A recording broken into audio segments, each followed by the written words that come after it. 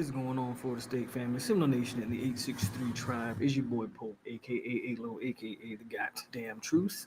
Uh, Let me know how the audio sounds. Hopefully, it's not too loud in the background. You see, I'm outside as the move is complete. I'm down here in El Paso, Texas, truly in the desert. Even though it's not even hot out, which is why I'm outside. And plus, my my inside space needs to be renovated, so it's gonna be a while before I'm in there. So we're out here kicking it, coming live for you guys. Finally, though, the move's done, and good timing because the season is literally right around the corner.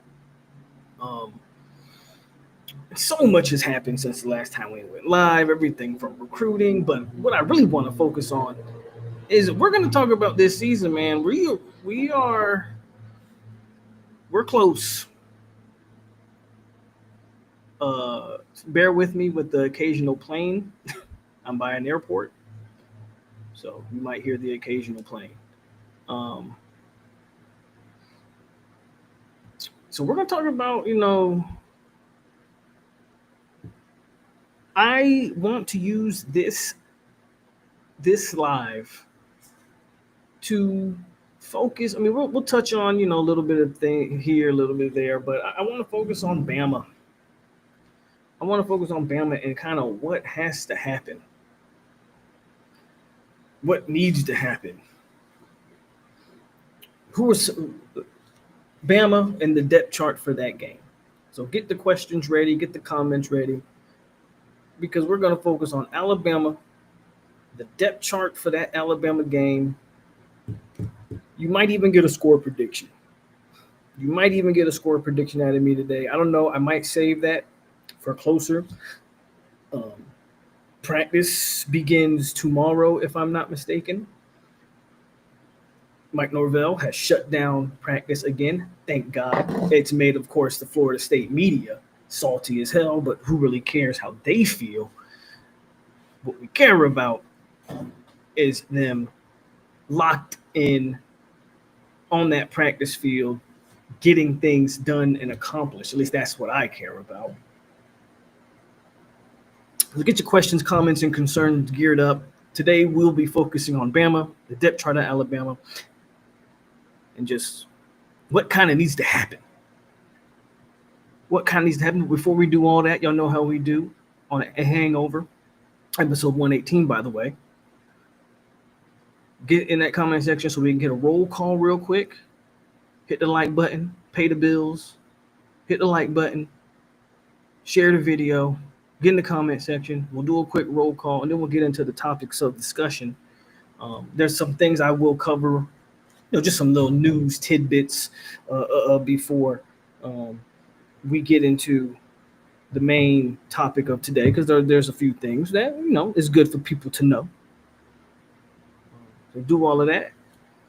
I'll give you a little bit of time, and then we'll get into it.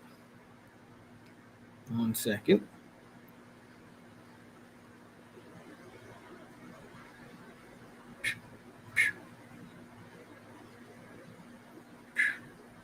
All right, let's do it. Roll call first. Shout out to Pastino, Kusami Hayes, KCD, Priscilla Chestnut, the Grand Champion.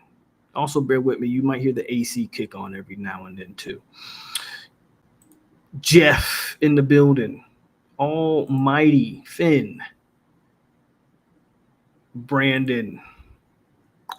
Vontae B. B. Gaines. Colin Hart. Michael Adams. Cool Breeze. Sane 305, Grill Master, and ML1219 all in the building. Again, hit that like button. Damn flies. Hit that like button, and share the video. Recruiting ended up how recruiting usually ends up in the month of July, FSU finished fairly well, like they normally do under Mike Norvell. When it comes to recruiting, and Richard in the building, Island Boy, what's good? Matt J, how you doing? And just recently, first of all, before we get into the just recent, FSU right now sits at number 14 with 22 commits, 1 5-star, 13 total blue chip prospects. Chauncey, highest rated player on the board out of Sarasota. He's a composite 5-star. He's a 5-star on 247. I don't know if he's a 5-star on Rivals and on 3. That would make him a consensus 5-star. DBU, got to think, had to be a play there. Pat Surtain continues to do Pat Surtain things. And awesome. Ernest rankings, right outside the top 100 player. D tackle, or D lineman, should I say, 6'4", 265 out of Decatur.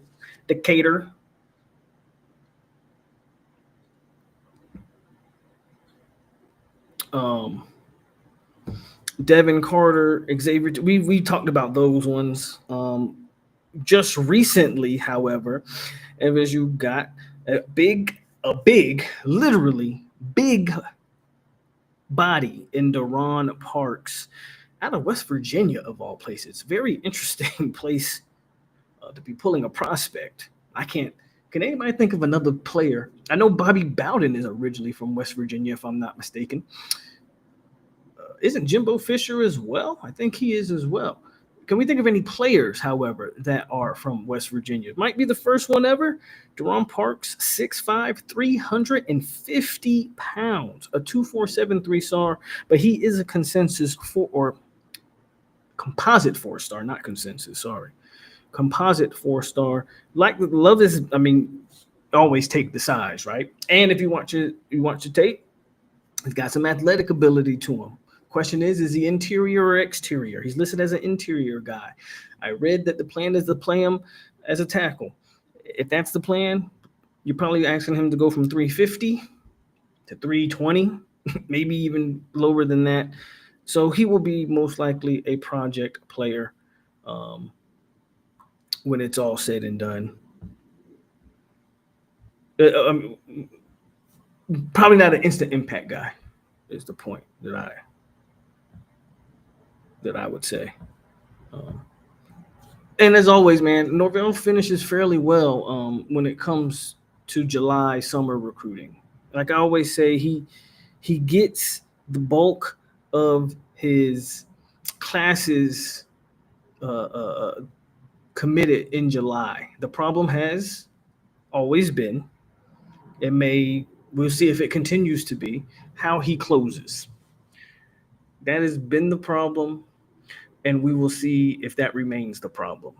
How he closes in December, well, we're going to find out. Randy Moss is from West Virginia. Shout out to Priscilla with the Randy Moss. Right? A shame I know he was on the practice field, but we never got to see him actually on the field at Florida State. But Randy is from West Virginia. Dennis, how are you doing?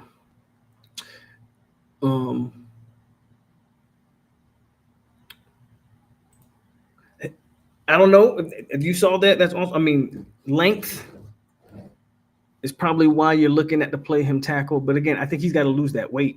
So you want his feet movement. You want his foot movement to be better. So he's probably not playing at 350, right? You can drop 30 pounds and play at 320. I think that's the ideal. If he has a wingspan at 6'5", if he has a 6'10", if he has a big hands, big wingspan, he could potentially make that move to tackle. Some people think that he's a NFL caliber or guard. We'll see. All that's going to be remain to be seen. But I think the plan is to play him at tackle. New King was good. Tyler was good. I'm about to already have to put Dennis in timeout. We can't even have a normal conversation because Dennis coming here with stupid. It's okay sometimes, Dennis, is to just come in and say, hey, man, how you doing? What's up? And shut up. It's okay. It's okay. You don't have to come in here and make a fool of yourself all the time. You don't have to do that. Just say, hey, I ain't seen you in a minute. How you been? Good to see you. FSU sucks, and keep it moving. But when you start being ridiculous, I mean, come on, man. Why would I care? I mean, it's cool. I don't have a problem with it. Don't have a problem with it at all. Am I supposed to hate or not want? Like, at the end of the day, and we talked about it at length. By the way, New King asked how you feel about Jimbo being on the ACC network and covering FSU. Covered it at length here. No one, I won't say no one. I don't. I understand why Jimbo did what he did. I've said this multiple times. We've come to the conclusion that Jimbo Fisher wasn't wrong in wanting what he wanted. The only thing Jimbo Fisher did wrong was leaving the program the way he did, right? I think most people will agree to that. But most people will also admit that Jimbo Fisher was right in wanting what he wanted. Am I still upset, mad? Hate's a strong word, but dislike him for leaving the program in the manner and the way he left it? Yeah, I am.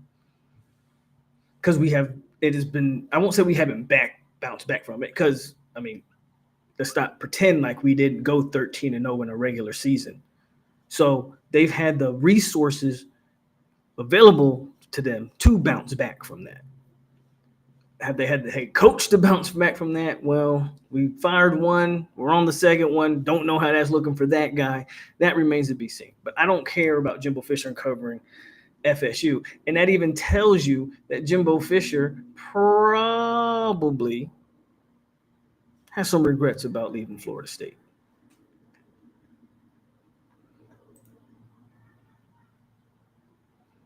What's up, Marcus?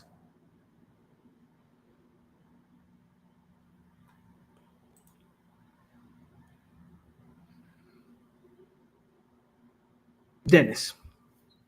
I don't. Y'all give me a second. Dennis about to make me pull something out the old archives here, because that's insane. That's actually one of the craziest things a grown man has ever said to me. And I need this, and I'm gonna mail this to myself. This is just for you, Dennis. By the way, this is just for you. Hopefully, it comes in. Keep that highlighted just for you. That's crazy. Absolutely. Actually, I might have emailed it to the wrong. Yeah, I think I emailed it to the wrong account. There we go. Send it. We'll come back. We're gonna have to come back to you, Dennis, because that's borderline. I don't even. Somebody help Dennis out. I don't. He's lost his mind tonight. I get it, man. I don't go live as much as I used to. I appreciate that you may have missed me or something, but don't make it weird. Don't make it weird.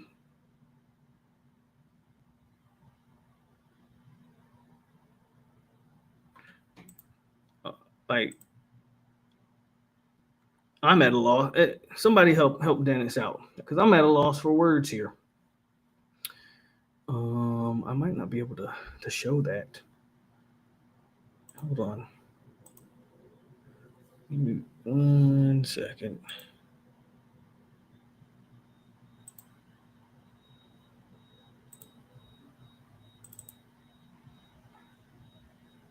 Damn.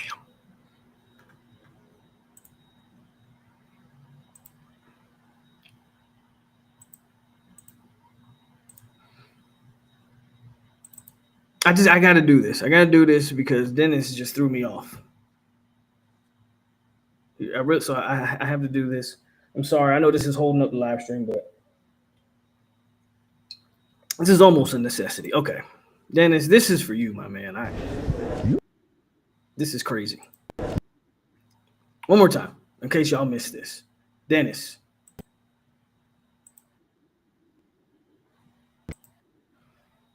Just so you,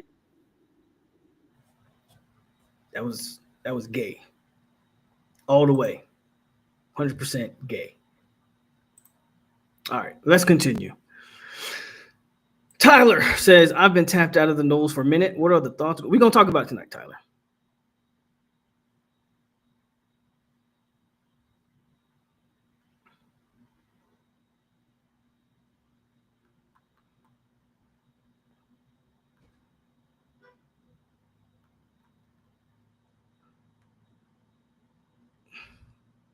Yeah, somebody needs to put Dennis in timeout. That's crazy. He's a freak monster. Dennis is a freak monster. And I can't help him. What do you think about Lagway being injured again? You think it's nothing or who he is? As of right now, I'm going to say it's nothing. I know he's in a boot. The boot might be precautionary to make sure he's actually healthy enough for the season. I'll start talking about, or we can start coming to that kind of conclusion when Lagway starts missing games, to be fair. What's up, Corey? Corey in the building. Tonight I am on this new, have y'all seen this one? This is a new crown. That one. I'm on that. I actually like it. It's not sweet like a lot of the stuff they've been coming out with lately. So that's what I'm on tonight. Okay. Let's do this. Bama. Week 1's upon us, or it's coming upon us. First, we got to get through the summer. And like I said earlier, they are closing off practice to the media. Thank God. I love it. I loved it during the spring. I love it now. What's up, Raymond James?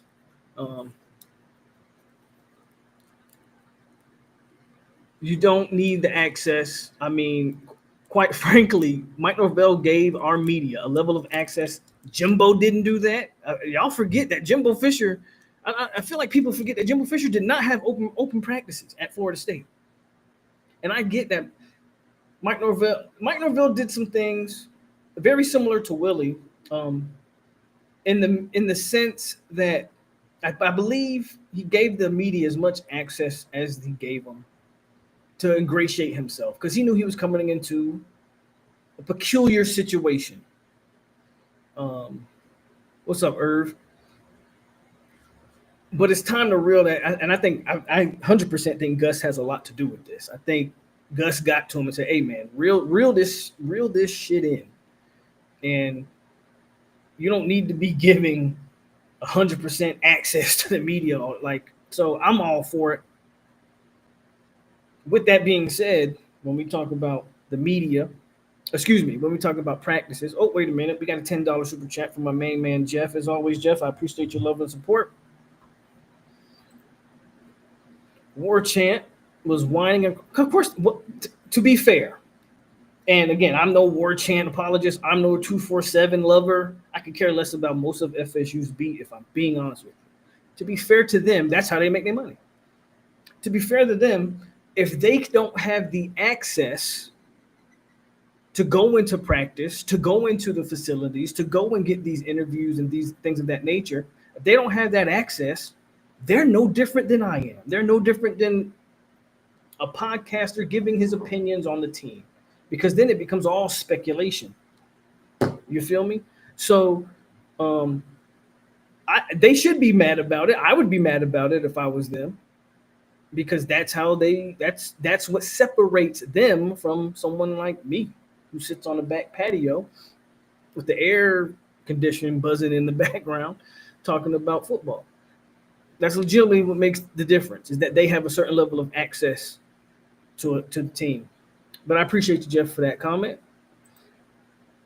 My name is Jeff.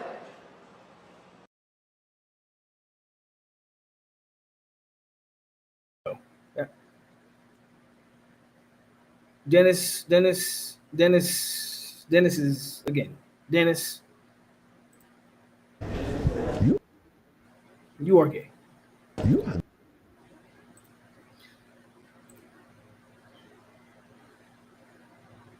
We did not have a spring game. No spring game. FSU will have 2 scrimmages. I forget the dates. The dates were posted. FSU will have 2 fall blah, blah. FSU will have 2 fall scrimmages.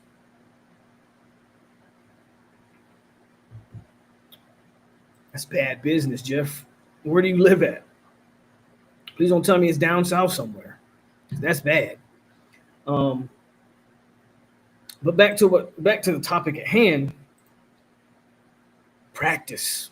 What needs to see that fly in the background? Get away. What needs to happen in practice? So I've alluded to this before, and I think now we can kind of get into the weeds. There are certain players that are going to have to step up, and not the guys that y'all think, because at the end of the day, we need we expect Squirrel White, Deuce Robinson, James Williams, Big D Jack. You live in Lakeland. You live in Lakeland, and first of all, shout out 863 in the building. Jeff, I did not know you lived in Lakeland. Where at, if you don't mind sharing. But anyway, if you do mind, that's fine too. Yeah. Lakeland's a whole different kind of high. I don't know what it is about Central Florida. I feel like God has the magnifying glass right over Polk County, because I swear Polk County hotter than most places in Florida. I promise it is. Anyway, we are expecting big things from the named products, right? It's the unknown product that I think will make the difference. What's good, Antoine? In this upcoming, not just Alabama game, but the season. So I'm curious of a Daniel Lyons. Like, what kind of depth does he add?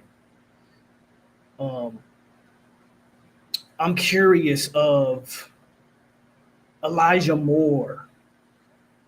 We cried for him to play last year because our wide receivers were so bad, even though I think some were bad, don't get me wrong, but I think some others just never had an opportunity because of how bad the quarterback play was.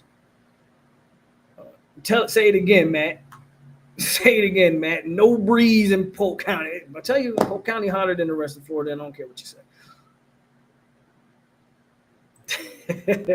Shout out Corey.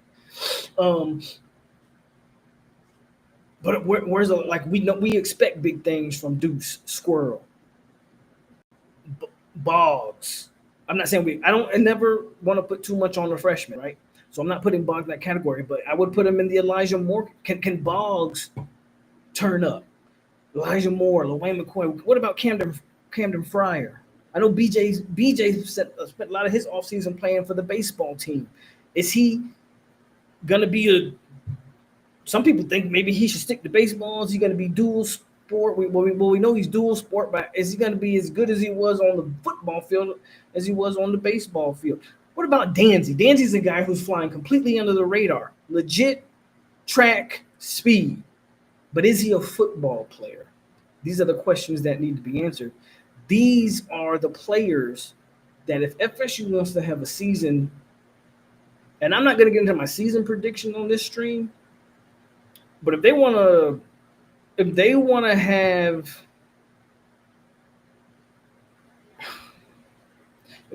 a season that exceeds the expectations that some people think, I'm hearing, things. Okay, if you want to exceed that, because I think they need to exceed that, will they is a different question. Then you have to get something out of these players that I'm naming, right? You have to get something out of these guys, not just the guys we expect, right? You got to get something out of these other guys.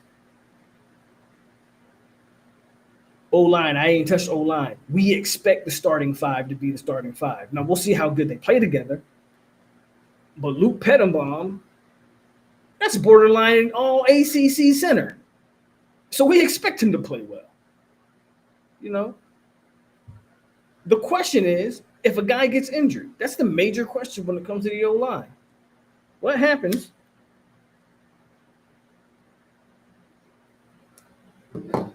Knock on wood. When Luke Petitbaum gets his ankle rolled on, because that happens to linemen. What happens when Pettis gets his ankle rolled up on and has to miss a couple games? Is Lucas Simmons ready? Is Andre Otto ready? Jonathan Daniels? Do we have backup tackles?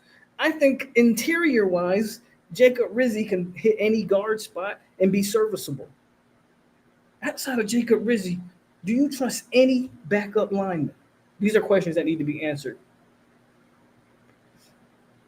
in the summer, right? These are questions. You move over to that defense. Hey, Jeff, we just keep becoming friends. Shout out to the Braves. Class of 92. Dang, Jeff, kind of old. Class of 07 here. Go Braves. Move over to that defense. I mentioned Daniel Lyons. I think KJ Sampson, right? Those are two people on the defensive line. I would love to see Daniel. I think the three-man front fits Daniel Lyons' skill set. So I'm interested to see how that works out. You go to that linebacker room. Linebacker room is probably the one room, believe it or not, on that defense. Well, I won't say the one room because I believe in that secondary. My biggest question, I'll say linebacker for last. My biggest question with the secondary becomes not the talent, just who. Who are your starting corners? But we're going to talk about depth chart, but you need guys to step up is the point. We need Blake Nicholson to take that next step. Omar Graham to take that next step, right? To fill out that linebacker room. It's Jabril Rawls. I'm hearing some good things from Tony White. Says he's an NFL prospect. I don't believe it, but I don't see him every day. Tony White does. We'll see. Is Jabril Rawls really that guy? If he's an NFL prospect, we might as well pencil him as one of the starters, according to Tony White. But we need guys to step up. And I think that's the question that needs to be answered in the spring. Not Amar Williams is a good one, Antoine, because that's an X factor to me. They keep talking about him being both sides of the ball, and it's like Travis Hunter has started a new wave. Our tight end room is so thick, for lack of a better word. I don't know why you need him to play tight end. With Landon Thomason, Pittman, Douglas, Lofton. I'm not sure why you need him, but okay, he's there.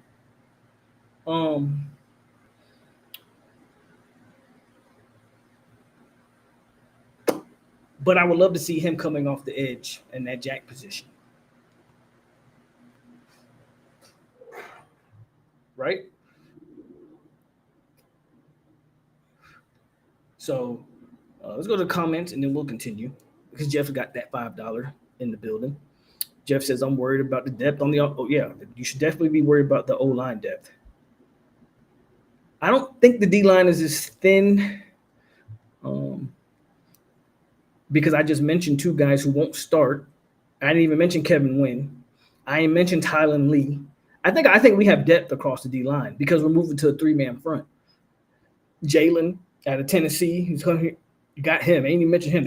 I just named 4 or 5 players, not to mention the 3 starters, McCray, D-Jack, and James.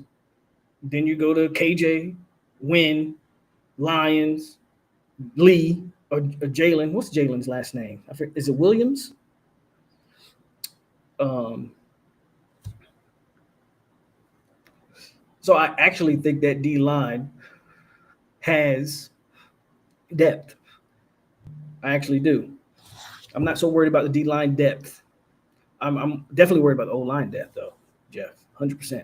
You hit the net. Like I said, if a guy gets his ankle rolled up on that O-line, does anybody have any confidence of any of those backups? Because I'm not sure that I do. My name is Jeff.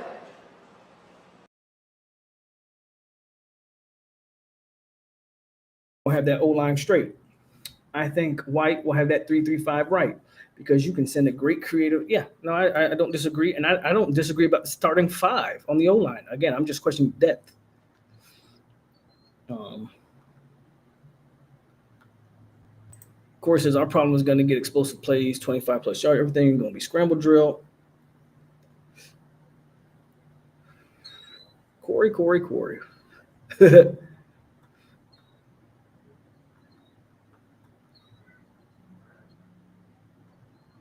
Yes. I didn't even talk about running backs.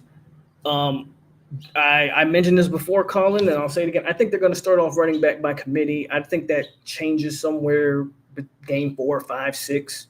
They'll Gus will settle down on a guy depending on who plays well. But you got 4, 5 guys. You got Jalen Lucas. You got Chroma. You got what's his name out of Oklahoma? I always forget his name.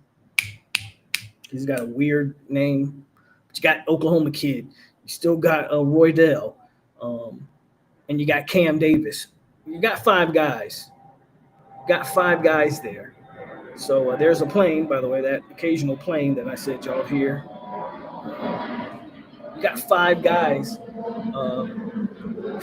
in that running back room. So you got more than enough bodies. Who emerges is going to be the great question. Sawchuk, that's the guy.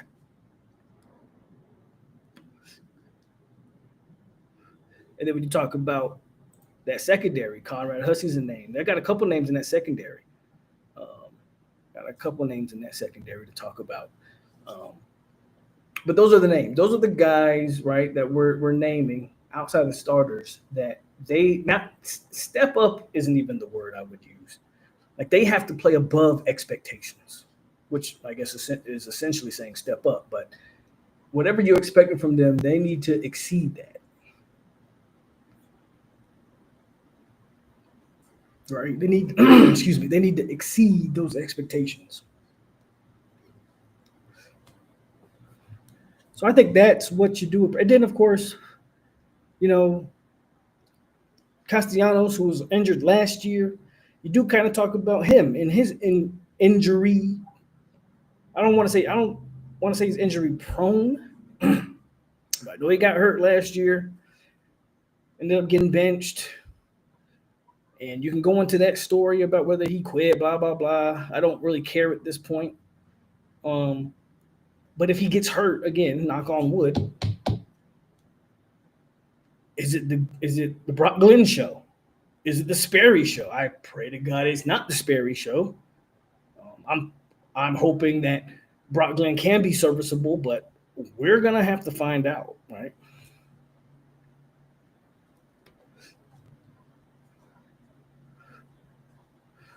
So,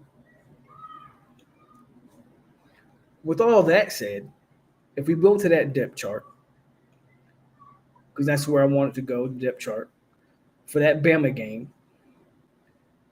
Obviously, the starting quarter. Let's just go quarterback on down. We know who the quarterback is, so we won't spend any time on that. There's no point.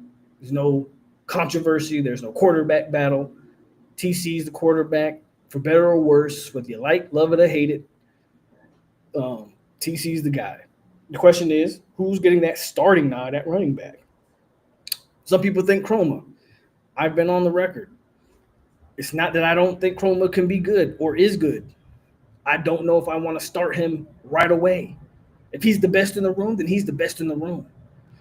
But I think you didn't bring in a Sawchuk. You didn't let Roydell come back to play the freshman. I think you want to ease him in there, want to get him acclimated to the college game before you just start giving him 15 carries a game. For me at running back, I think it's between Roydell and Sawchuk that gets the nod to start the season. I don't know what y'all's thoughts is on that, but I think it's between those two. One of those two will get the nod. That doesn't mean that doesn't mean Chroma or Cam won't get touches. I believe they will, especially Chroma. Chroma will get his opportunities against Bama because they'll probably have no choice. But again, just who starts, I think it'd be either Saul Chuck or Roydell Williams. Corey says, he a freshman. I know he can't block. If you can't block, you can't play. Like I said, I don't want to put all that weight on the freshman game one, year one, right? Blocking is one of the reasons why. We talk a lot about Thomas Castellanos. Can he identify protections? Can Thomas Castellanos at the line? I'll be honest with you, didn't watch him a lot. I didn't watch him a lot other than when he played Florida State. I don't know what his pre-snap reads look like. I don't know how he identifies that stuff. You're going to need a back that can block. That's why I say Saul Chuck Roydell probably gets the nod initially. What's up, Semino Zach?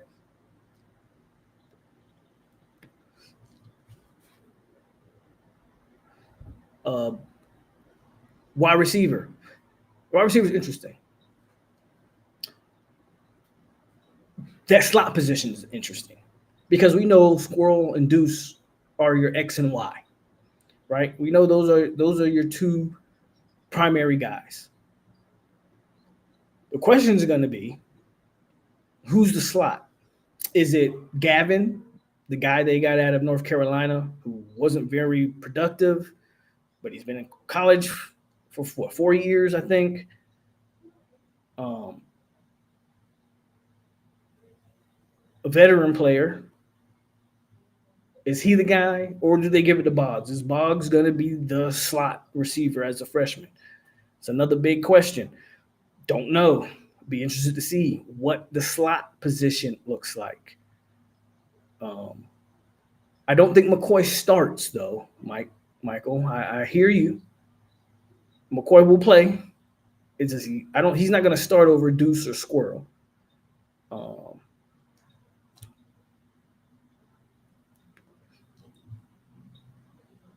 So all signs point to Boggs, the freshman. I don't really have a problem with that because he's not going to have a lot on his shoulders in that slot. And I actually think FSU will do a lot of jumbo package. I think you might just get Squirrel and Deuce out there, but you'll have about two tight ends. You'll have a blocker and Landon Thomas probably in that slot somewhere. Like, I think they'll do Randy Pittman out there receiving. I think you'll get a lot of that. McCoy at the wide receiver 3, possibility, not so sure, maybe, not against it. I just don't think that's where they see him. But I don't know if you'll see a lot of 3 wide receiver sets anyway. I think you'll see a lot more 2 tight end type formations, with one being a blocker like Douglas and the other one, because TC's going to need his blockers. He's going to need his blockers. Because Corey just talked about it. Ain't no pre-snap reads when it comes to that. It's scramble drills out there. So you're probably going to use some 2 tight end sets. So we know, like Landon Thomas, Randy Pittman, those guys can go out and they can catch the football. Right? That leads me to the tight ends. I think Randy's kind of listed as like an H-back / tight ends, which tells you how they'll use him. But I think that's kind of how your tight end position will unfold. And then, of course, the O-line, you can pretty much chalk that up. We know who the 5 starters are. Luke,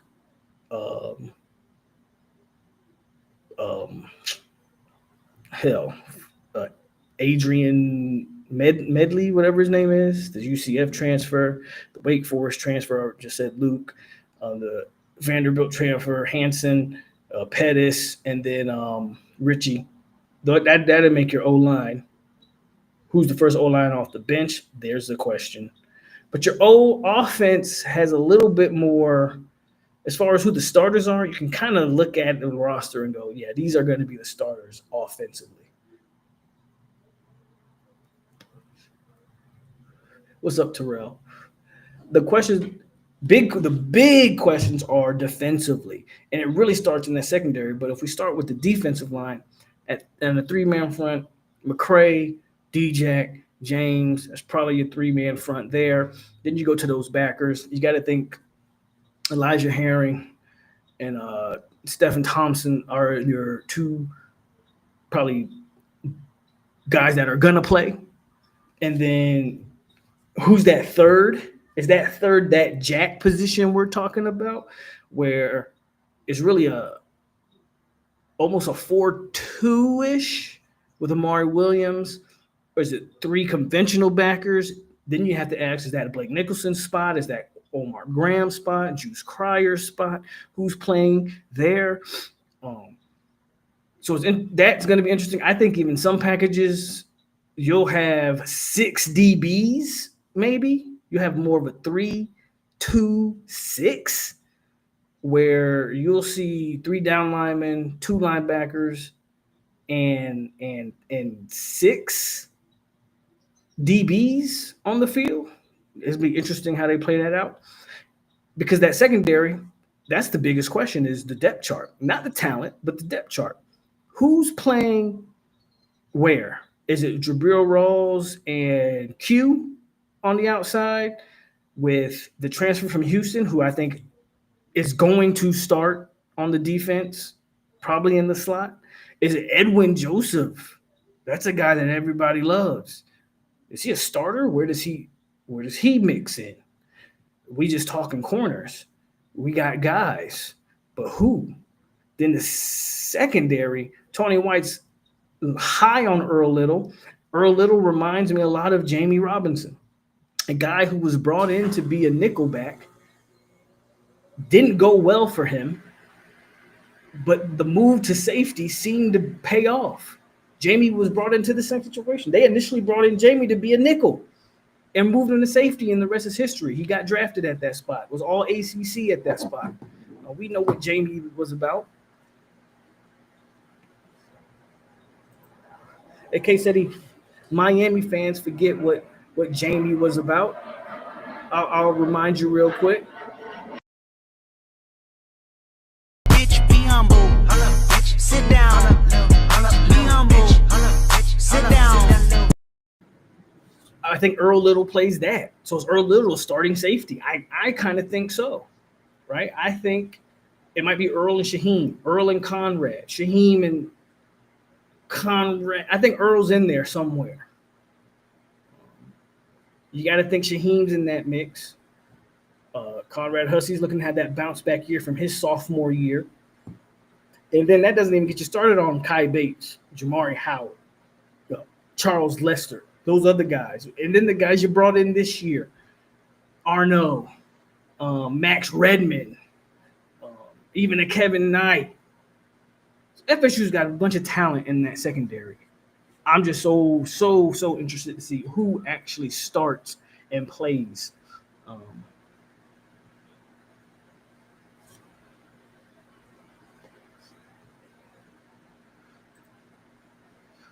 Hello, how are you doing? You're streaming pretty well, though. And I will love to be your top one fan. Kindly add me up on Discord to talk more better for me. I know when the next come live to Discord. Username is StepK1. Okay.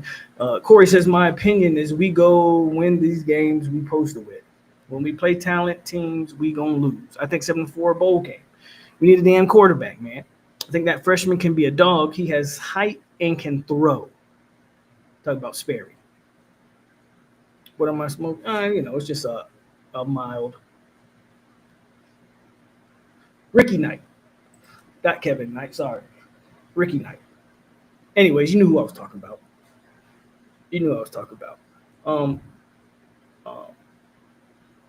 So a lot of y'all think Kevin Sperry's going to be quarterback too. I hear you. I just, my pushback is simple. It's a freshman, man. And I don't think we need to be throwing the freshman in there. Right? That's my major pushback with the freshman.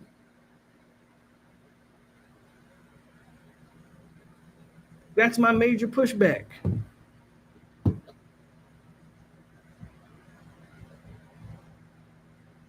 My major pushback, man, is the freshman.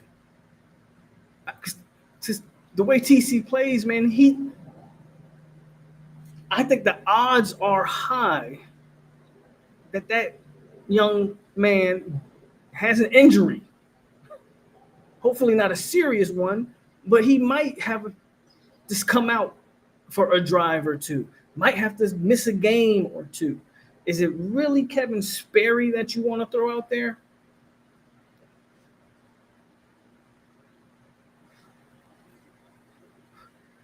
And I hear y'all say Brock ain't it. I'm not saying Brock is it. I'm from a,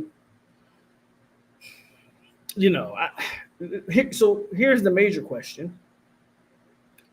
If TC gets hurt in one of these early games, like Kent State or something, and has to miss a couple games, again, knocking on wood, don't want that to happen, but let's just talk about it. If that happens, do you want to play? Are you okay with Kevin Sperry playing against Miami? Week 5, I believe it is. Or Clemson. Like that's my pushback on the whole Sperry thing. Right? That's my pushback.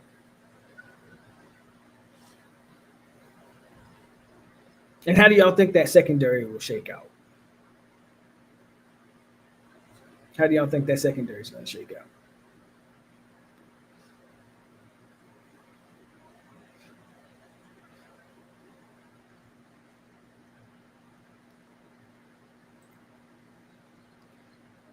The priest says if he earned it. See, that's the thing. If he earns it. How does the freshman earn it? By just outplaying Brock Glenn in spring? Or does he earn it just because he can use his legs better than Brock Glenn can use his? I mean, I don't know. Yeah, you're okay with Sperry playing against, of course, you're definitely okay with it. And if FSU is any good, he should see snaps against a Kent State. Those games shouldn't – they play Kent State and they play another – who do they play early? They play like Texas A&T. I don't know. Who do they play? They play a no team in one of those first 3 weeks. Like, yes, Sperry should play in those games. I'm talking about in a major game, TC's unavailable. Are you really going to put that on Kevin Sperry? I guess if you have no choice, you got to do what you got to do. But that goes into a whole other conversation of that quarterback evaluations and recruiting. And then I know that people don't really want to get into right now.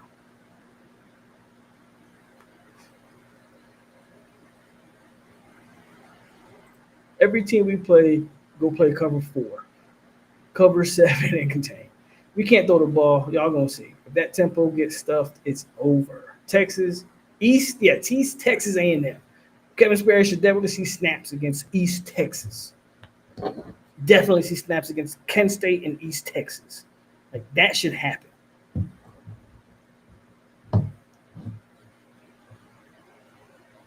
Michael says the DBs going to have their hands full with Horton and Williams.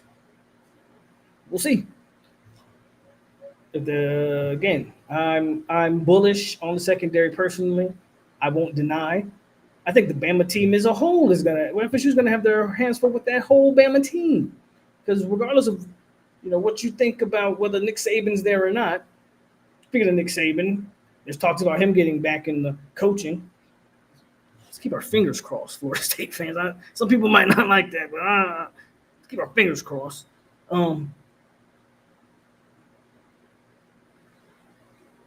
I'm more worried about other things from Bama than their receivers. Not saying that their receivers aren't good. Simply saying I don't believe their receivers are God tier. Like, I don't think they're uncoverable.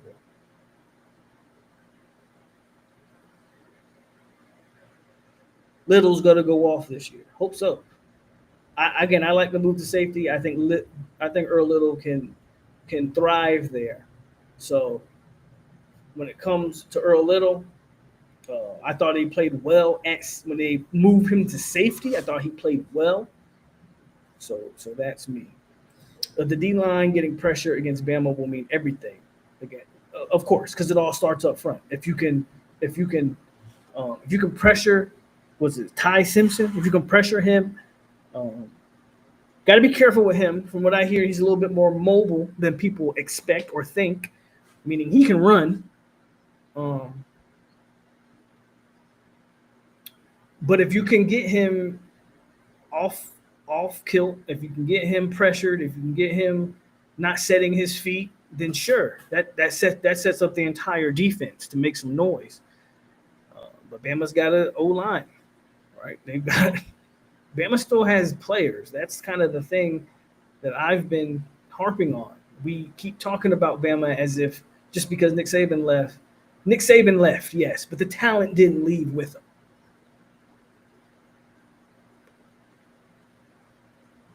Right? The talent didn't leave with him. So for me, it's like, bruh, they still got players. They still got horses, man. They still got thoroughbreds. We got to be able to match in some aspects to have a chance in that game.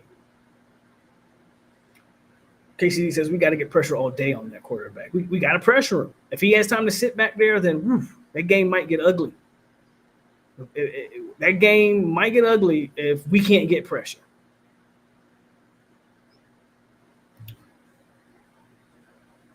What's up, No Sage? She says, damn, I know y'all snake bitten, but some of y'all are the most pessimistic fans I've seen in a while. Them boys going to be ready. And stop with all the TC injury BS. How about speak the opposite into life? Well, for one, you're on my stream, and I can speak what I want to speak. I didn't say TC would get injured. I'm simply speaking things that are possible. That's what we do here anyway. I don't know what they do anywhere else you go and watch. Here I try to talk about all possibilities. So is there a possibility that TC gets hurt? Yeah, there is a possibility that TC gets hurt because he is a scrambling quarterback, because he is 5'11", 5'10", 6 foot, if you believe he's 6 foot, and he runs. There's a possibility that he can get hurt. It's okay to speak things that are possible. I'm not saying anything that is impossible or irrelevant or can't happen. So, sorry, No Sage, if I'm not talking about the things that you would like me to talk about. It's not how I rock. Williams with the $4. He says, go Knowles, let's dominate Bama. Shout out to William. Clickety clank, clickety clank. The money goes into my biggie. So injuries are possibly, again, it's just a possibility. It's okay. It's okay to say that TC could get hurt, and if he does get hurt, is it Kevin Sperry? Is it Brock Glenn? These are just possibilities. Again, I knocked on wood when I said it. I'm not wishing the man to get hurt. Believe it or not, even though I don't believe TC is a good quarterback, I'm not wishing for him to play poorly. I'll be on here being the biggest Thomas Castellanos fan if he can go out there and put up a hell of a performance against Alabama. I promise you I will be. The audacity of we know ball, baby, and we do wear hey, man. Hey, Corey. Yeah, I think he's got to start. I think he's probably your starting nickel. Could be a starting outside guy. You're starting guys on the outside. It could be Wilson and Rawls and Edwin at nickel. That's very possible. Could be Q and Rawls and Wilson at nickel. There's so much talent, I believe, in that secondary. How Tony White and how Surtain manages that talent is going to be very interesting and fun to see. So, but no, they didn't bring the young man from Houston to sit the bench for sure, right? So he's going to get. I believe he'll play. I believe he will definitely play. And I believe he will play a significant amount in FSU secondary. Um, DeBoer hasn't done anything without QB named Penix. I mean, that's fair. Um, that's fair. But again, it's not like DeBoer is a bad coach. And it's not this, you'd have a point if there was no talent at Alabama, right? Like if there was just no, there's still talent there. So you have to be cognizant of the fact that Bama still has dogs on that team.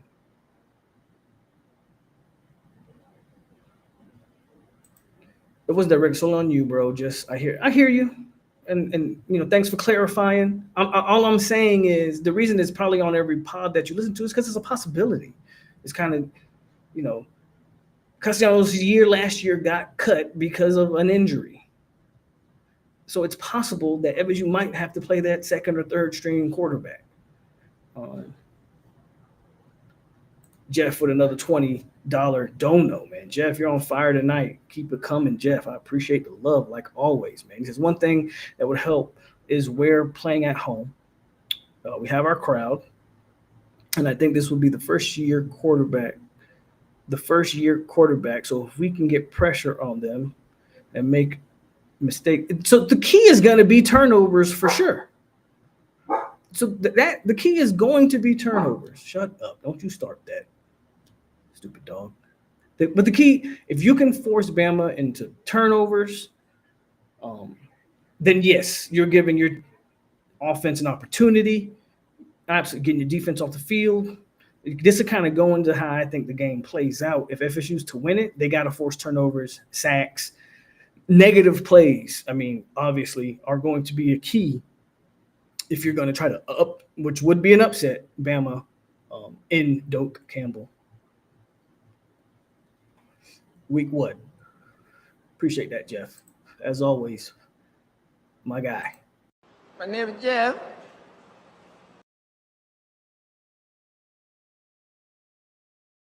Matt says Tony White runs a good defense. FSU will play well on that side of the ball. This year will come down to the offense. Not disagreeing with you, Matt, but here's what you have to consider. How much gas is that defense going to have if that offense is as inept as it was last year? I don't think it will be. I don't think it will be as bad as it was last year. But let's say early on, FSU just can't find a rhythm. FSU's being forced into third and longs. We're getting a couple, 3 and outs. Defense is on the field for a hot minute. I don't care how good your defense is. When it starts running out of gas, then it starts giving up big plays. Bama has big play potential. They got the wide receivers that everybody's already mentioning, Ryan Williams and these guys. Some argue Bama might have the best wide receiving core in the nation, one of the top 3, 5, 4, who knows? That stuff comes to play if your defense is constantly on the field. You got to get them off the field with those turnovers, like I'm saying. There goes another plane overhead. Hold on a second.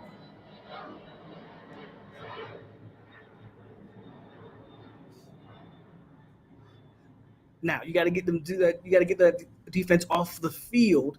Offense has to sustain drives. I don't care how good you think the defense is going to be, Matt. If it's on the field constantly, it will wear down. And we'll be talking about Tony White, and we'll be saying, oh, the defense gave up X amount of points. When in reality, the defense did it. It was doing good until the offense couldn't sustain anything, right? Football's the ultimate team game.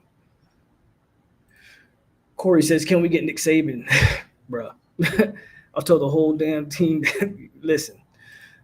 Vontae says, plus we didn't bring in anyone to compete with TC, so you have to wonder what if. Dupree says that's why they went on and got Jeremiah. And then what's up, Zay? What's good with Kane Zay? So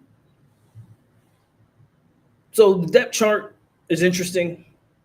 Again, I think offensively, you can kind of predict most of the offensive move or most of the offensive positions. Defensively, that 3-man front, you can pretty much pencil in. The linebackers is going to be interesting. And that secondary is going to be a huge question mark in terms of, I think, who actually plays. Again, I think it has talent. Not going to get me to say that I don't think there's no talent in that back end. I'm just curious of who plays what and where. You know what I'm saying? That's really how I feel about that depth chart. But if we continue the Bama talk, what does FSU need to do to beat Alabama? Well, we hit on some of it, and it starts probably defensively. Turnovers. Wanda, what's going on? How you doing? Matt says, I don't understand the TC hate.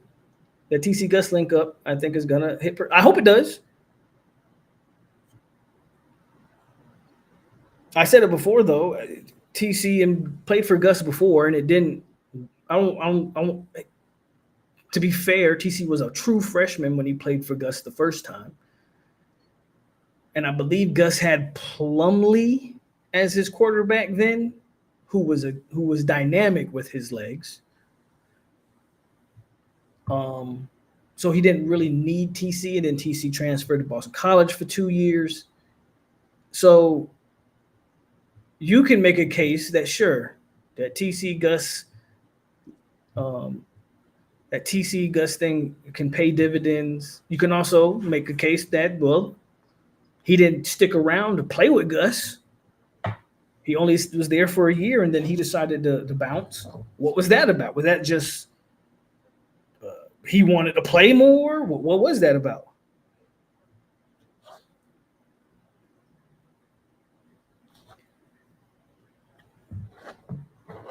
Run the ball. Yeah, so running the ball is going to be crucial. Running for FSU is going to be a run as Gus Malzahn. FSU, first of all, not even Gus Malzahn. Since Mike Norvella's been at Florida State, he's been a run-first coach. FSU will run the ball or will attempt to run the ball. One of the reasons why last year was so horrible, we couldn't run the ball. So there was no threat to run the ball. And we know the quarterback wasn't very good. Receivers didn't help them. They didn't help each other. Quarterback didn't help receivers. Receivers didn't help the quarterback. Morlock didn't help anybody. More drops. So, yeah. But you got to establish a running game. Definitely got to be able to run the ball. The problem's going to come in, Dupree, because as much as you want to run the ball, I'll get this comment in a second, but as much as you're going to want to run the ball, I got it. The problem's going to arise. There will be third and long situations. Can TC pass the ball in obvious passing downs? When it's 3rd and 8, 3rd and 7, 3rd and long, and they know, a defense knows that this 5'10" quarterback has to drop back, scan the field, and hit a receiver, is that going to be possible? That's the big question. That's the number one question. But if you can stay ahead of the change, then yes, you will have success. If you can run the ball for 4 or 5 yards a carry, you will have an opportunity, or you will have multiple opportunities to keep that offense on the field, convert for first downs, put together sustained drives. What's going to make or break Thomas Castellanos is when those third and long situations arise, and can he do more than just scramble? There will be plays where he breaks because of his legs. But a team like Bama will say, we're going to drop back, cover 3, cover 4, QB spy, and dare him to find the hole in the zone. Every zone has a hole. But can Thomas Castellanos, is he a good enough thrower of the football to find that hole? Are wide receivers good enough to identify that hole and sit down in it? Is the offensive line going to be good enough to sustain blocks and allow wide receivers time to find that hole and sit down? So those are all the things that come. And these are valid questions for a team that just went 2-10. Valid questions. Panama Jack, what's good? I like our starting 5 on that O&D D-line, but I wonder if our depth on the O&D can hold up. Again, I think the D-line depth isn't bad. Granted, that means KJ Sampson has to play above expectations. The freshman Kevin Wynn probably has to play, I won't say above expectation, but he has to be able to, we have to be able to play him, and he has to be able to give us quality snaps. And Daniel Lyons, play above expectations. What about Jamori Flagg? Is Tylon Lee capable of playing? So those are the questions with the D-line. I think there's bodies there, but to your point, there's a bunch of questions that come on the back end of that D-line. Same thing with the O-line. Starting guys are good, and I'm 100% with you on that O-line. But again, if an ankle gets rolled up on that O-line and a guy has to miss a couple series because he's got his ankle taped up or whatever, and go get the x-rays, make sure nothing's wrong, is Lucas Simmons good enough? Is Jacob Rizzi good enough? Is Andre Otto good enough? Or some of these other guys?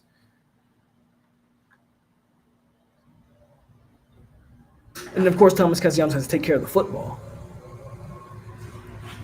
Right? That's a huge thing, too. As much as we talk about forcing turnovers, well, Castellanos has to not turn the ball over. To his credit, last year, he didn't throw a bunch of picks. Now, the year before that, he threw, I think, as many touchdowns as he did interceptions.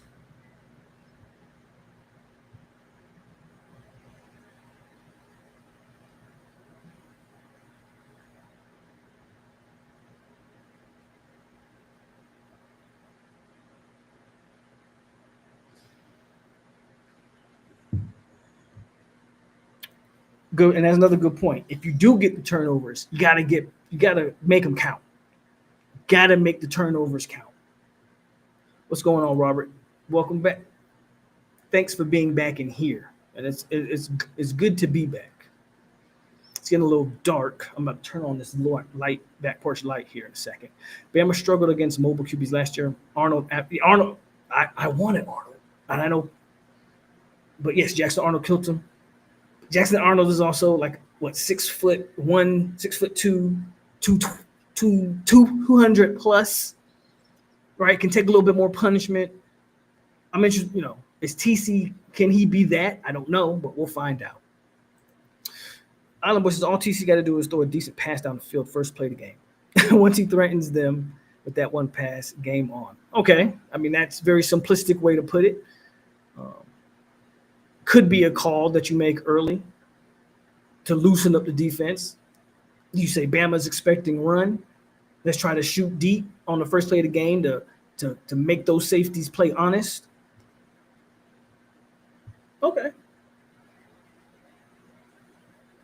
Give me a second. Let me turn this light back on. Let me turn this light on.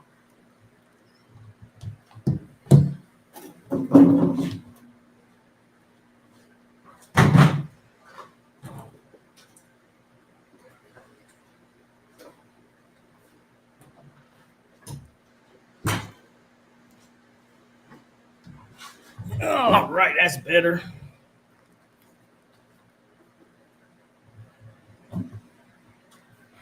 Yes, and that's a great point from KCD.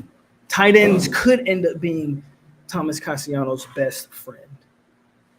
And you got some guys, including Pittman, who's familiar with, obviously, played for Gus last year, was productive with Gus last year, familiar with Gus and what he wants to do and how he wants to do it. Castellanos, I think, again, and I mentioned it earlier in the stream. I mentioned it earlier. Tight ends, I think you're going to see. I don't think you're just going to. I think you're going to see two tight ends on the field, a hefty amount. Just makes sense to me. Two tight end sets. Maybe a lot of power pistol type stuff. I think you'll see that. Hey, Terrell, I miss doing this, man. But again, I had to move down here to El Paso, but we finally settled in. I'm getting the man cave kind of renovated. I got to get that up. I don't know. It's going to take a while, I think. Might have that up by mid-season. So we'll probably be doing stuff out here on the back porch up until I get that stuff settled in there. What's the schedule for the season? I can bring up the schedule here in a second. Yeah, I'm not against it. It makes sense. It makes sense to go deep first play. But now you got to be. See, there's a risk and reward with everything you do. You hit that. You go for that first play, and you don't hit it. Now it's 2nd and 10. Do you throw the ball again on 2nd and 10? Ugh. do you run the ball? If you run the ball and you get 2 or 3 yards, now we're in that 3rd and long situation that we talked about. That's a quick 3 and out potentially. Now you can make the same argument. Well, if you run the ball on 1st down, you get no yards, you're in the same position. So it's a fair argument to make, but there's a risk and reward with everything you do. I think the goal is to try to keep Castellanos out of 3rd and long situations. But you also have to coach it up. You have to scheme it up and say, what's the best,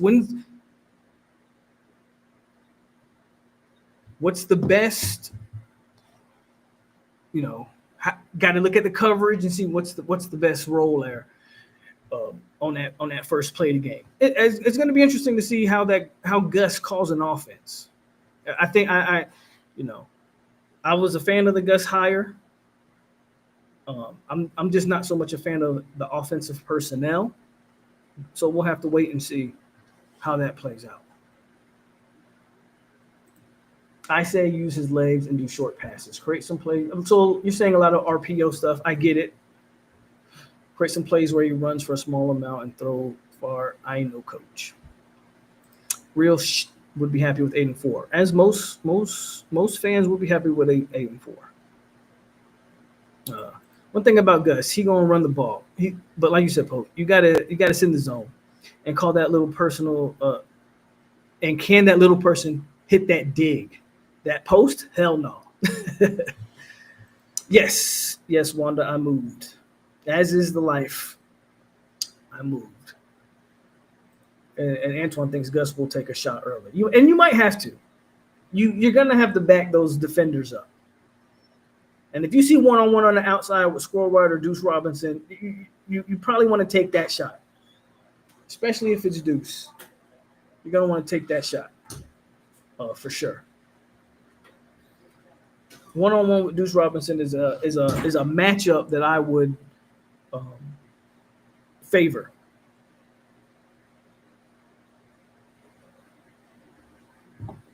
That's kind of that's how FSU's going to have to play it, man.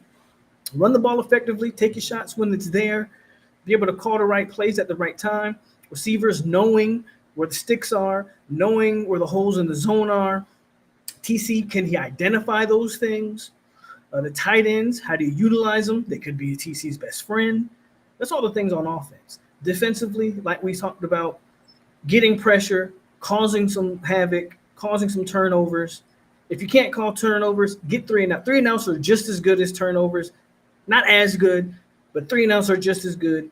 Cause a little havoc, cause a little chaos, and do some of those things. If this Simpson kid got time to sit back there and just do what he wants, you're in for a long night.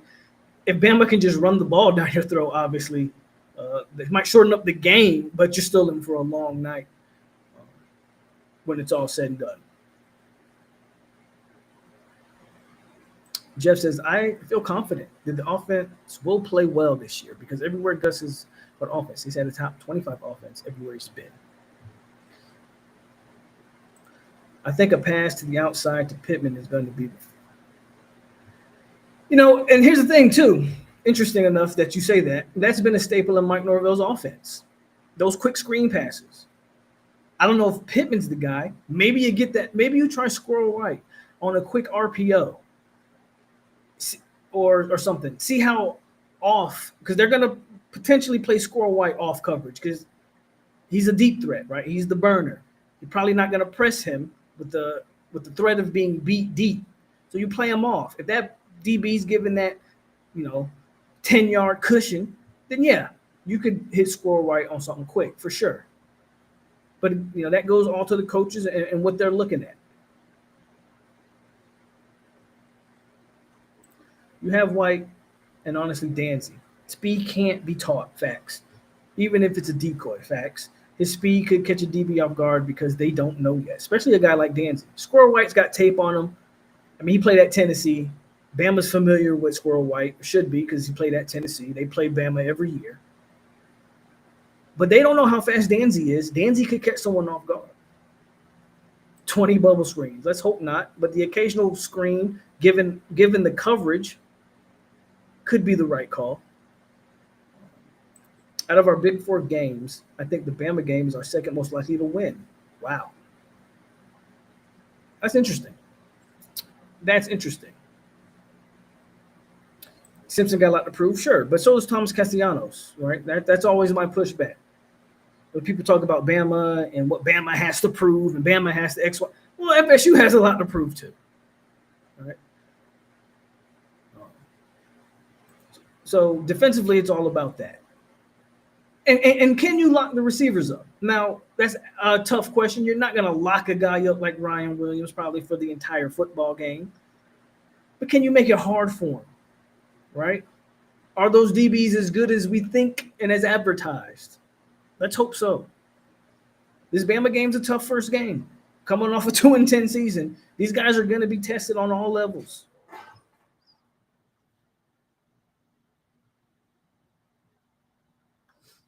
These guys are going to be tested on all levels. So the rotations are going to be key. Who plays with who? As Antoine says, use White as a decoy and let Danzy smoke someone down the field. I hear you. But you're assuming that your wide receiver set looks like Danzy, White, and again, and I think you're going to have a lot of 2 tight end sets. Are you really playing Danzy and White? You could. I'm not saying you can't. Just interesting. Did you take a tight end off the field and go 3 wide with Danzy, White, and Deuce, or Danzy, White, and someone else? You could, but you might be sacrificing a blocker there. Well, that depends on how good is your O-line holding up, or does it need that extra block? So many questions, right? Another plan. So many questions. That's the beauty and the scary part of this FSU team going into the season. We haven't been able to watch it because they've closed practices, so there's no clips. We didn't get a spring scrimmage. We get 2 scrimmages in the summer / fall. We're going to get these 2 scrimmages, but we won't get to watch them, so we won't know. We won't know how some of these guys look. A part of me is so excited just because, man, that is big time. Like, it's kind of fun to go into the season blind. It'd be better if you weren't 2-10 going into the season blind, but it's kind of fun to sit back and go, we really don't know who's what on this team. And if we don't know, Bama doesn't know. So Bama doesn't have a lot to scout on. Bama can just really scout on what was done at previous schools for some of these guys and what's common knowledge.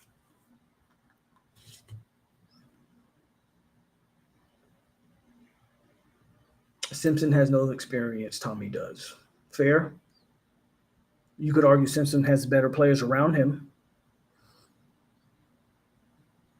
Remember Jacob Coker? Didn't have any experience either when Jameis Winston beat out Coker. Coker won a natty at Bama. Why? Not because Coker was some amazing quarterback, because the talent around him. All he had to do was manage football games. So I'm not saying that Bama is that Bama. I'm simply saying the players around you matter. Maybe the offense needs that slow mesh. Well, Gus don't run that, so y'all can put that out. Boy, if we get beat Bama, if we can beat Bama, if we beat Bama, I don't know if I'll be happy or sad, because if we win, we'll never get rid of Mike. If we beat Bama, I won't be negative about it. But regardless of my feelings about Norvell, if you beat Alabama, theoretically, there aren't many teams on the schedule that you can't beat if you can beat Bama. Clemson might be the only team, obviously, other than that, because I think Clemson has a D-line that is out of this world that will win defensively. Clemson will manhandle, I think, a lot. I think it's going to be interesting between Clemson and LSU. A lot of people are just putting Clemson as a dub. I think LSU will have something to say about that in week 1. But I will be watching Clemson and LSU because I got to see – I think Clemson's good. I think They're the best team in the ACC, but I want to see what they look like against LSU. And if Brian Kelly loses to Clemson in another week 1 opener, he might be out the door. Everyone said the same about LSU and their wide receivers. If you're talking about like from a couple years ago, true, but we were good teams, and LSU ran into a good football team. We'll see if we end up being a good football team or not. So that's hard to say. And in 2023, we knew we were going to be good. In 2022, a lot of people didn't know how that LSU game was going to play out. Some thought we might get blown out, but FSU stepped up. So we'll see. We'll see how it plays out.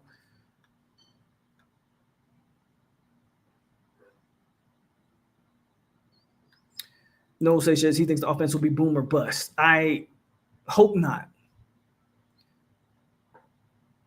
I think as of right now, you can say that for sure, but that speaks to not being able to sustain drives. That's what I'm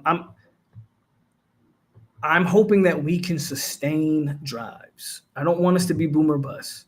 So if we're boom or bust, again, we're talking about that defense and how good some of us think that defense may be.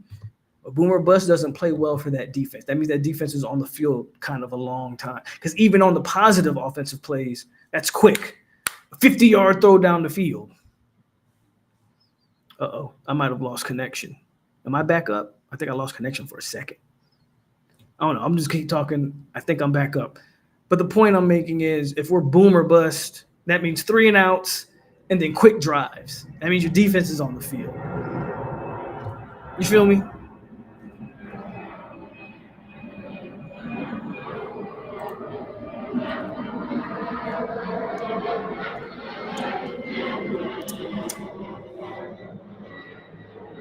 Another plane. I don't even know if y'all can hear that, but it's pretty loud for me. No one knows what's coming. If Gus doesn't come out blazing, catch Bama slipping, it's down. That speaks to why we said he might go deep early. But that kind of goes into how I think this game will play out. And I might give a game predict, and we'll go. We may get there. We're at an hour and 30. That's usually about what I do on these, but we're having a good conversation, so I'll keep it moving until I'm tired. Mike does usually show up game once, though. Georgia Tech was a loss, but that was the best they played all year. That was the best we played all year for sure. We had a verse on that edge and Green, and definitely different circumstances. That's unfortunate that you would say that, Nukin. You got to give people credit where it's due. Regardless of what you think of Bama, regardless of what you think of Florida State, let me try to speak to you candidly. Regardless of what you think, New King, I know you're a Miami fan. What I hate is when a team beats another team that they're expected to lose to, and then they go, oh, well, that team that they beat was overrated anyway. Because they said the same thing about LSU. Y'all said, New King, y'all said the same thing about LSU for 2 years in a row. LSU's overrated anyway. LSU that had the Heisman winning quarterback and first-round wide receivers was overrated. Okay, whatever. That's unfortunate. Regardless of what you think, FSU went 2-10. Whether you want to put that in the rearview mirror, it's in the rearview mirror, but it's still a fact. I don't know if Bama is necessarily rated highly, or I don't know what people think that Bama's going to be this year. The point is, look across the board. Bama has better players. If you can beat Bama, is it overrated, or is FSU better than predicted? That's all. It's okay to say that if you beat Bama, then damn, y'all might be better than we thought y'all were going to be. It's okay to say that as a Miami fan. It's fine. You don't have to. I get it. You got hate in your heart. 100%. I get it. You got hate in your heart. But it's okay to say, damn, if they beat Bama, they might be a little better than we thought.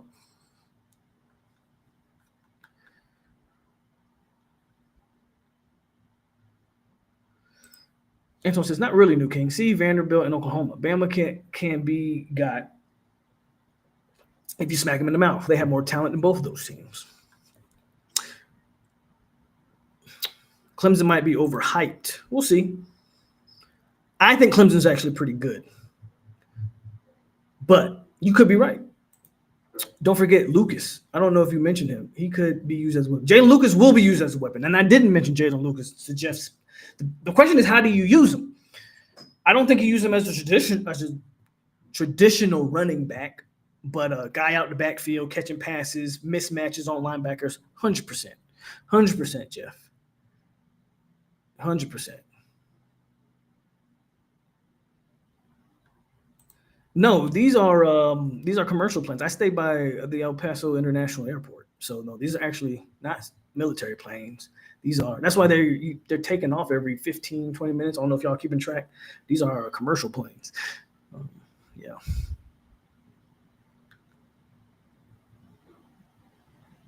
Well, Gus is gonna call the planes. See, I'm talking about planes. Gus is gonna call the plays for sure, but no, the head coach isn't gonna be in the booth. That's bananas. That is if Mike Norvell is relegated to the booth, and I know you put the laughing emoji on there, so you're probably not serious. Then what do we need, bro? No. If Mike Norvell's in the booth, then what the hell do we need him for?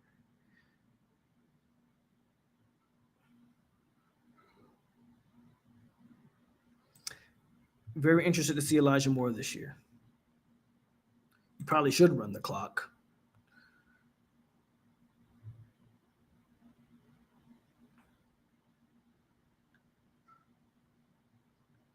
What do I think about wide receiver depth? I like it.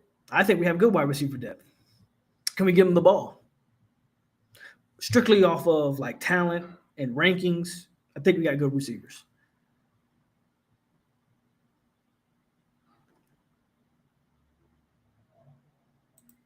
I agree. If we beat Bama, then that's an undefeated game, Florida State, Miami. I agree with that.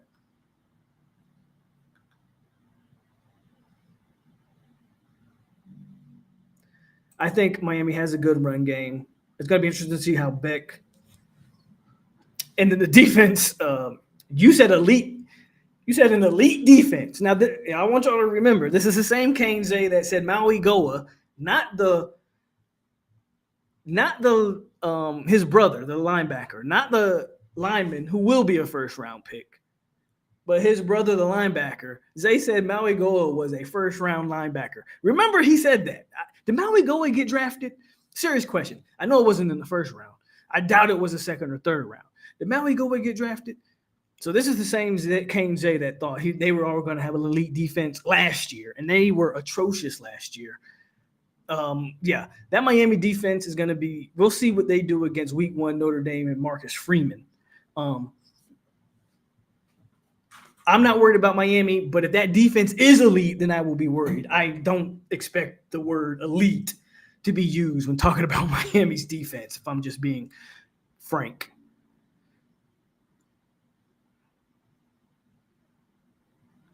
Terrell says y'all not being Notre Dame anyway, so y'all won't be undefeated. That's a good point. You're talking about a squad that smacked Bama in the Natty. Can't compare that. Clemson has multiple high round draft picks talent-wise. A lot of returning starters. But Clemson has a good team. They got that linebacker. They've got that D-line that I think is big time. Probably the best D-line in all of college football. I'm not super high on Klubnik, but as far as college quarterback goes, he's a guy that can get the job done. Well, you have no clue because they change defensive coordinators every year like they change their underwear. So that's why you don't know who Miami's defensive coordinator is. I don't even know who he is. What round did he get drafted in, though? Come on, Zay. What round did he get drafted?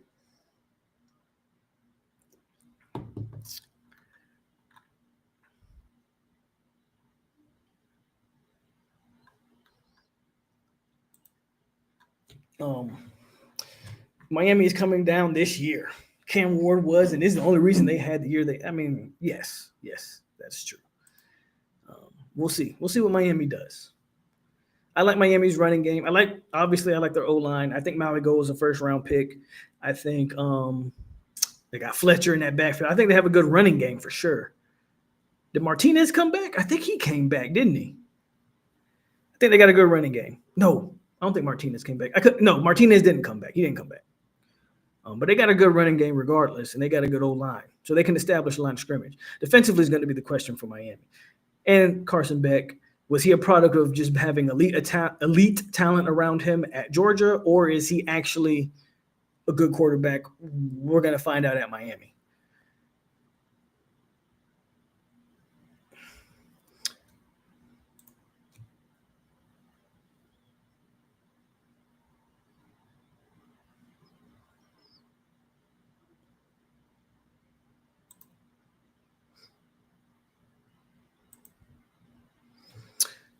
So with all that said,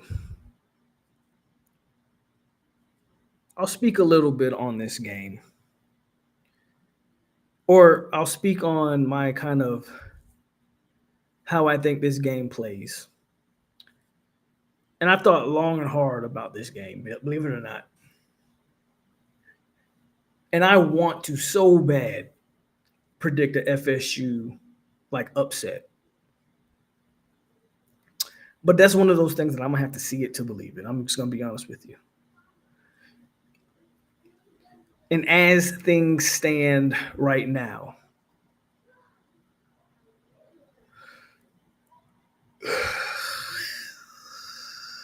fifth round steal from Maui-Goa.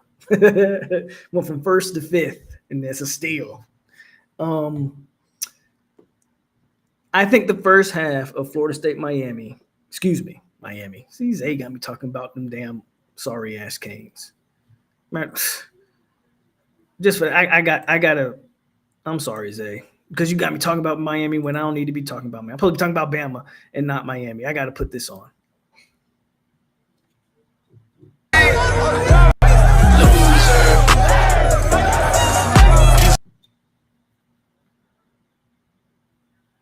Well, it won't load. Well, whenever it decides to load for me, I'll put this on and I'll get back to what I was trying to say. Yeah, for some reason, it won't play.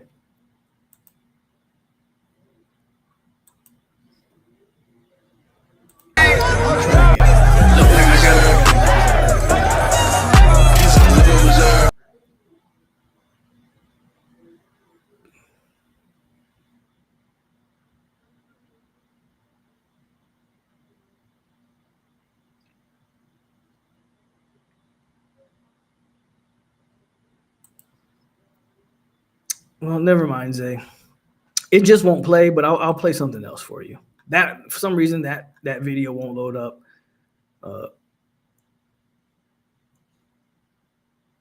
But you can have this one. Bitch, be humble. Bitch, sit down. Be humble. Sit down. What's up, Rose? No, Beck is not Cam Ward. 100%. I'm not even saying he is.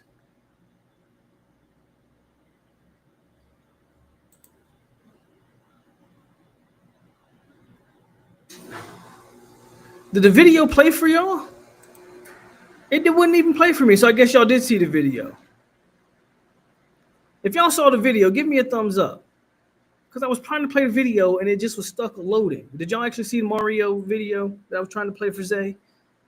Just give me a yes if you saw it. Because for some reason, when I kept trying to play it, it wouldn't play. I'm guessing y'all saw it because the comments are saying that y'all saw it. Good. So y'all did see it. All right.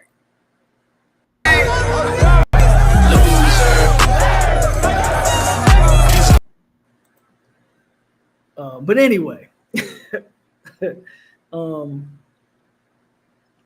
think the first half will be close. I think the first half will be close in that game. I'm going to give a prediction on that game, and I might give another prediction when it comes closer to game time. I might feel different. I might feel differently, but I'm going to be honest with you. I'm thinking at the halftime of FSU Bama, I think you're talking 17-10 or 17-17. I think a very competitive first half. The question is going to be the adjustments being made. The question is going to be whatever was working for Florida State in that first half to get 17 or 10 points. Can they continue that in the second half? Was it turnovers? One thing about turnovers are a product of luck and usually aren't super sustainable throughout a game. They can be sustainable throughout a year. But if you get 2 or 3 turnovers in the first half, you're probably not getting 2 or 3 turnovers in the second half. You feel what I'm saying? I believe the first half of Miami. Every time I say Miami, I gotta play this damn video.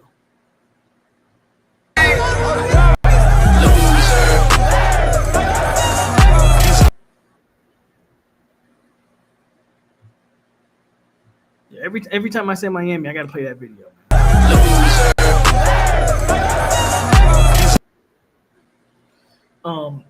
FSU Bama. I think the first half will be close. The first half of that game will be close. The bigger question for me is what happens in that second half. I'm going to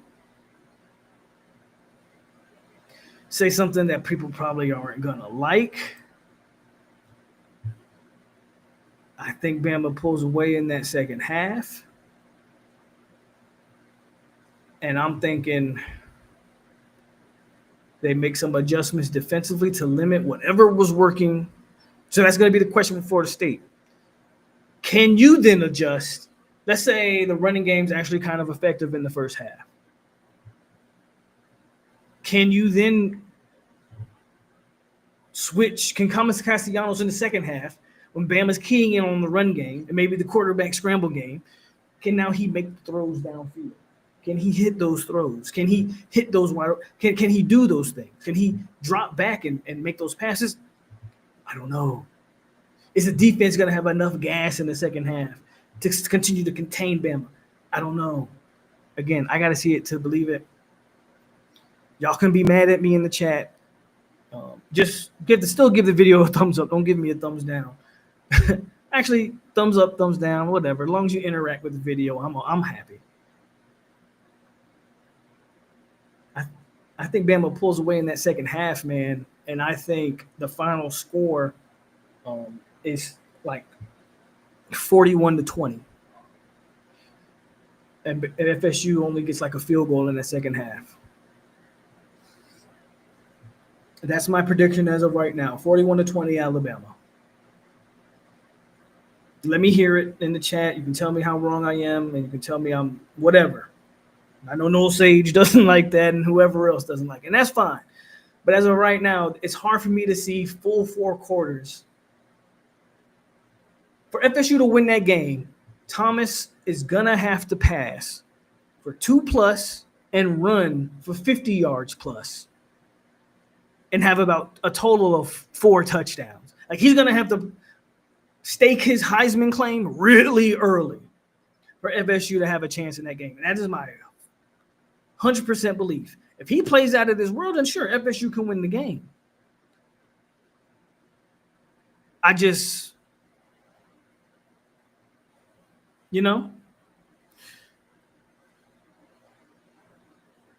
that's just where I'm at with it. I think 40-20, 41-20, 38-20, something like that. I think Bama scores more routinely in that second half, if I'm just being honest with you.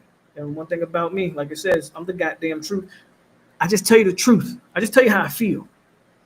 You don't have to like it. You don't have to agree with it. I think that first half can be competitive. It's hard for me with the questions of the depth. That's going to be a physical game. And this is Alabama we're talking about.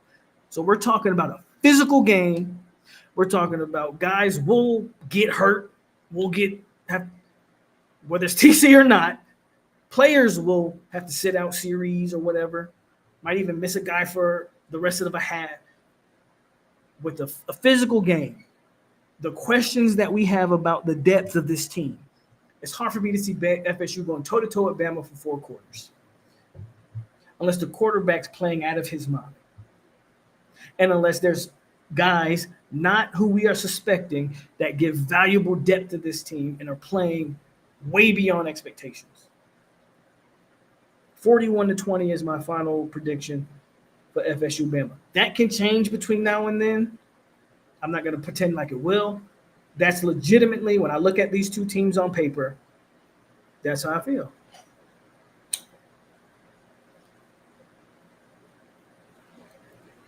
And that's not an indictment on Tony White's defense. It's just more telling me that Bama's going to make defensive adjustments. They're going to play to Thomas Castellanos' weaknesses. I'm not sure he can overcome those. And the defense is just going to get gassed out in that second half. That's why I'm saying 41-20. Might even have a couple turnovers in that second half that give a short field to Bama's offense. Bama probably capitalizes. 41-20 to me. Again, if you don't like it, I get it. But that's my honest assessment. So no one can ever accuse me of being a homer over here on 863 Seminole TV. That doesn't. So one positive thing I'll say, and I said this on Twitter. I don't know if y'all follow me on Twitter or not. The first game, win or loss, does not define or is not indicative, in my opinion, of the season that Florida State is capable of having. It's how you respond to the win or the loss. Let me take you back, because I hear a lot of Florida State fans saying, I just want a competitive game. If we can just be competitive with Bama, that's a good sign. Is it, though? In 2021, Notre Dame, first game of the season, at home, that game went to overtime. We thought, oh, snap. Coming off of a 3-6, whatever we were, COVID year, 3-win team in COVID year. Coming off of that, oh, we just went toe-to-toe with Notre Dame and had a chance to win at the end, and we couldn't pull it off. But we played a hell of a football game. And then what happened? The follow-up. That team finished 5-7. FSU started that season, I believe, 0-4. So the outcome of that game, believe it or not, to me, matters very little. Win or loss. It's how you follow that up. And I'll stand on that one. I don't too much care if you can beat – I mean, obviously, if you beat Bama, then it's like, okay, you might be cooking with something. But a loss doesn't damn the football team for the year. How do you follow that loss up? How do you keep players engaged with that loss? Or win, for that matter. So being competitive against Bama means very little. Getting blown out against Bama means very little, quite frankly, in my opinion. It's just how do you follow that up? Because if you're in nail biters with the likes of Texas A&M East and Kent State, then you have a damn problem going into this, in this season. And if you bounce back, do your damn thing, then okay, you can put that Bama game in the rearview mirror and still have a successful season.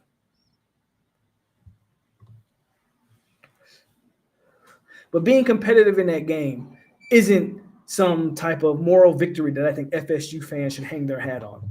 I'm telling you right now, we've seen that before, and it doesn't amount to anything. It doesn't. It's the follow-up. It's not what you do in that moment. It's the follow-up.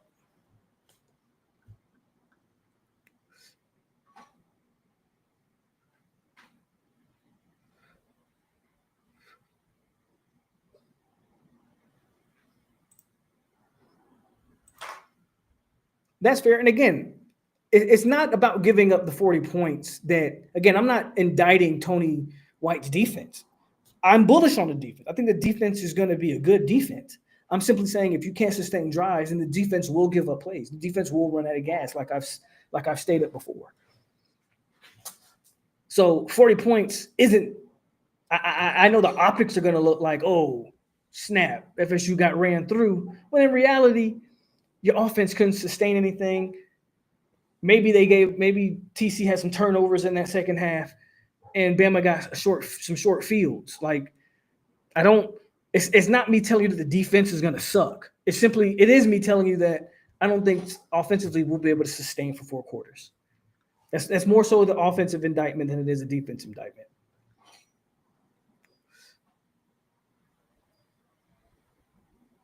Yeah, I hear you. Again, it's not about Tony. I'm not saying it's about Tony White. I promise you, John, I'm not indicting Tony White. But 41-20 game makes sense to me. That's only what I said. The first half would be like 17-17 or 17-10, somewhere around there. That's only what? It's only giving up 2 or 3 touchdowns in the second half, or two touchdowns and some field goals. Math isn't my strong suit, but y'all can do the math.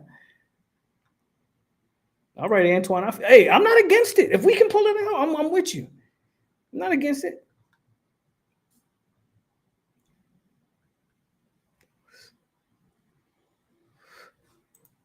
Don't do that. Please don't do that.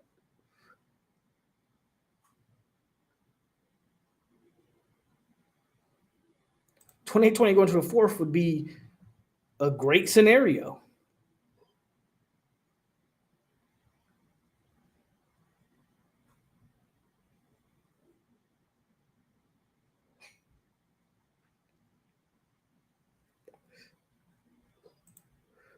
Yeah, it's not an indictment on Tony White. Again, I think the defense is going to be good. I just think the lack of depth, and if the defense is on the field constantly, then I think that'll show its head more so in the second half than it does in the first half. If we can sustain offensive drives, then that score shrinks. That score shrinks. But I got a 41-20. And I'm pretty confident in that pick, or in that score prediction personally.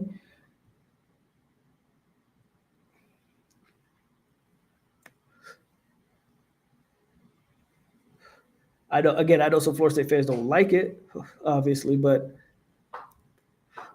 again, that game isn't indicative of what the team can be. It is simply what that game is. That's a tough game, week 1. If we maybe had Kent State and Texas A&M East to start the season and got Bama later on, maybe that score changes, depending on, obviously, you got a couple gimme games to prepare for that. But when you're getting Bama, new OC, new DC, new quarterback, new receipt, like it's entirely new O-line for the most, like too many questions for me to go, oh, Florida State's going to nail that week 1. Damn. I think that's valid. I know if you disagree, please let me know. I think it's valid.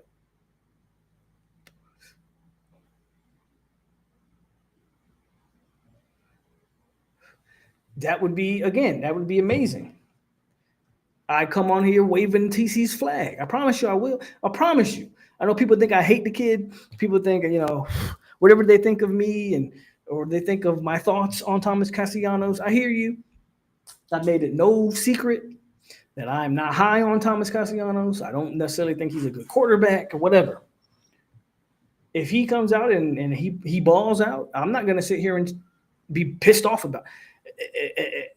People take my honesty as I'll be mad if guys exceed my – no. I'm not rooting against Thomas Castellanos. I'm not rooting against anybody. You feel me? I'm simply kind of pointing out what I've seen. And obviously that's up for debate. That can change. The one thing I always say when I talk ill of a player, I always say the beautiful thing about this sport. For one, I'm just a light-skinned dude on YouTube. And the beautiful thing on this sport is they all get a chance to go on the field and shut me up. Jerry and Jones did it. I remember how down I was on Jerry and Jones for years. Rightfully so, because he played like trash. Then that senior year came, and he shut me up. I didn't talk shit about Jerry and Jones that year because he played like a hell of a DB. They all get the chance to go on the field and shut someone like me up. But I'm not going to pretend or sunshine pump just because it'll make people feel better. Get on that field and shut me up. You're doing a lot of talking in the offseason, TC. Get on the field and do all of that you're talking, you'll have a fan. I promise you, you'll have a fan in me.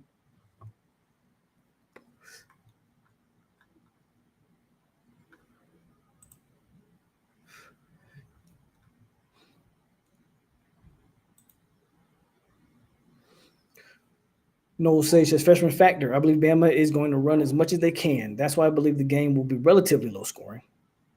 Like a 30-17 makes a lot of sense too. To your point, especially in that second half. If Bama can pull away in that second half, then they might just want to get out of there and just run the ball. So 30-17 isn't a crazy score. I think that's a valid score. I'm penciling, or I'm kind of predicting that FSU gets down in that second half and they put the ball in TC's hand and he has a couple turnovers that kind of boost that score, which is why I'm going with the 41-20. Right? But a 30-17 score wouldn't surprise me either. I think that falls in line. And the game would essentially kind of still play out how I figure. So I don't think you're off with that score at all, No Sage. It's a more respectable score, arguably, right? Anytime you give up 40 points, everybody looks to the defense. But yeah, the score doesn't bother me. I think that's a valid prediction. Well, I hope so. Y'all are using, man, y'all are saying Jameis Winston and Jordan Travis. I'll take a drink to that. Talking about Mount Rushmore type quarterbacks at Florida State. At this point, is there any question that Jordan Travis is the top 4 quarterback to play for? I don't think there is, but that's just me. And y'all are putting TC in them categories. Jameis Winston and Jordan Travis. Man, y'all got it. You got it, Panama. I like TC because of his ability to get on his bike and go if there's nothing open. I mean, I hear you, Mr. H. You're not wrong. But do you not think Bama's game planning for that? That's where, we got to look at it as Bama still has players, like I've said, and they still have coaches, highly paid coaches. Do we not believe that Bama isn't expecting Castellanos to try to use his legs? They're going to put an athletic backer, maybe even they're going to spy him with someone who's probably outweighing him by 20, 30 pounds and runs just as fast, right? That's my rebuttal to the whole, TC can just make everything happen with his legs. Maybe, but you don't think Bama's game planning for that? I think so. Jordan Travis at his best didn't use his legs. Well, I won't say that because that Florida game proved that Jordan Travis can still make things happen with his legs.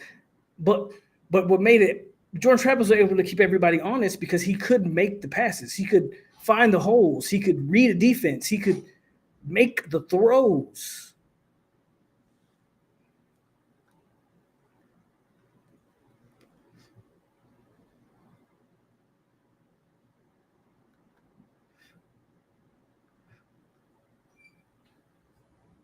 Yes, that's essentially what I'm saying. I think in the second half, you probably have a turnover or two, gives Bama a short field, and they can capitalize. That's essentially what I'm saying.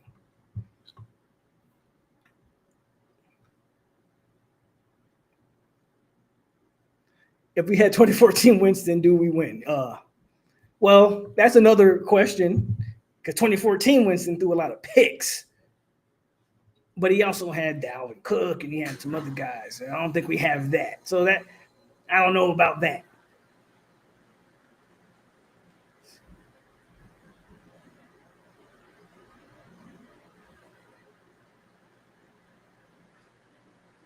A game plan doesn't automatically mean you're going to stop the run.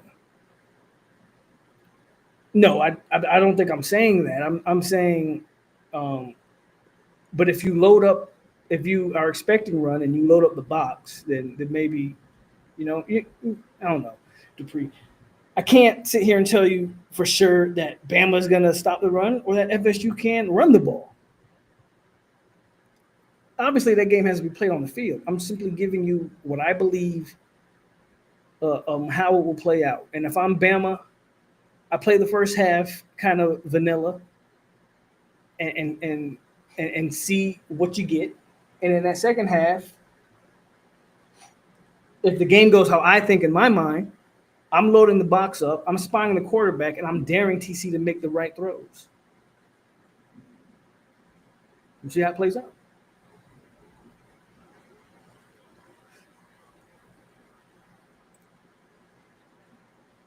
I hear you, Island boy. I ain't mad at it. Corey says, I don't even have to spy him. Just play cover 4 zone. You have the safety trigger downhill and contain. TC have to prove to me that he can make the throw. Shit, if we had 2012 Winston, we would win. Freshman Winston, we would win. Zay says, Saban can't save Bama. Winston, Cook, or Ramsey can't save FSU. So by that comment, Zay is saying that it's a 50-50 ball game.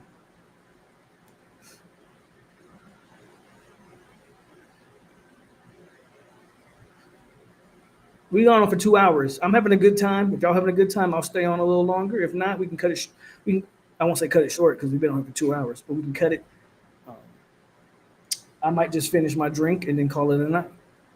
But it's good to get back in here with the move complete, more constant live stream, especially with the season coming. I'm ready. I'm geared up. And again, the first game to me isn't indicative of the FSU season. It's the follow-up that matters for me. So there it is. No such as if Marshall can do it, TC can. Here's the problem. I don't necessarily disagree. I think TC is probably a better quarterback than Nick Marshall. Do we have a Trey Mason in the backfield? Auburn had a first-round offensive lineman, tackle. I forget his name. I think his name was Glenn Robinson, if I remember that name correctly. Somebody can fact-check me. But they had a first-round offensive tackle. Do we have that around him? Now, they didn't have great wide receivers. We might have better wide receivers than Nick Marshall did. But they had a first-round guy at offensive tackle. They had Trey Mason, who was a Heisman candidate.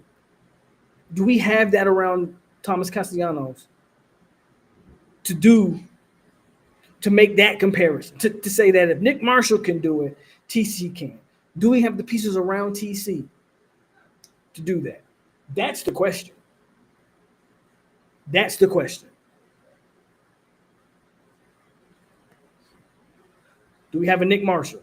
Excuse me. Do we have a Trey Mason? Do we have somebody in that running back room that can run? What did Trey Marshall? Trey Mason ran for like 1,800 yards or something like that. I think he had a game where he had over 300 yards rushing. Do we have that? Is Pettis going to be our Glenn Robinson? Is he a first-round offensive tackle? I hope so. So those are my rebuttals. I don't disagree that TC is as good or better than Nick Marshall. I don't know if TC runs that 4.4 like Nick Marshall could run. I don't know what TC's 40 time is.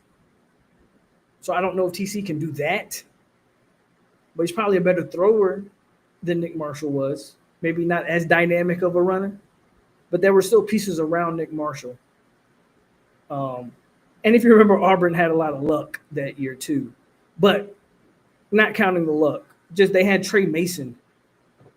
They had, again, a first-round offensive lineman. They had some pieces around him. I don't know if we have that on offense. Maybe we do. We'll find out.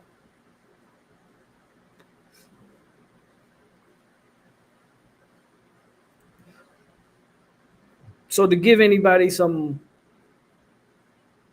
positive vibes, I do believe we'll be 3-1 going into Miami. God forbid we're anything. If we're 2-2, that would mean that we lost to Virginia because we're not losing to Kent State. Pray to the Almighty. We're not losing to Texas A&M East. I don't even think I need to pray about that one. Like, that one's just not happening. Virginia, I don't think Virginia's a good team, but that's an ACC opponent. That's actually a rival. People forget that that's a trophy game. FSU, Virginia's the first team to beat FSU in ACC play. That turned into a legit. When we talk about rivalries and how I always say Clemson's not a legit rival for. I don't view Clemson as a rivalry to this. Virginia was that. So those rivalry games kind of play out. But I believe FSU will be going into that Miami game 3-1 as well. Again, it's the follow-up. It's not the Bama game that matters, in my opinion. It's the follow-up.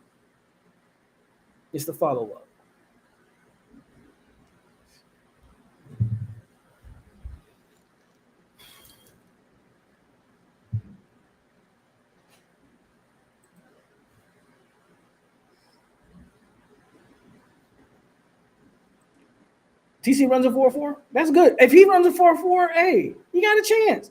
Again, I'm not saying you don't have a chance. I'm simply saying Saul. I don't know if y'all saw that flash, but there's some lightning going on right now. Is Saul Chuck a? I know you heard that. I think I'm pretty safe.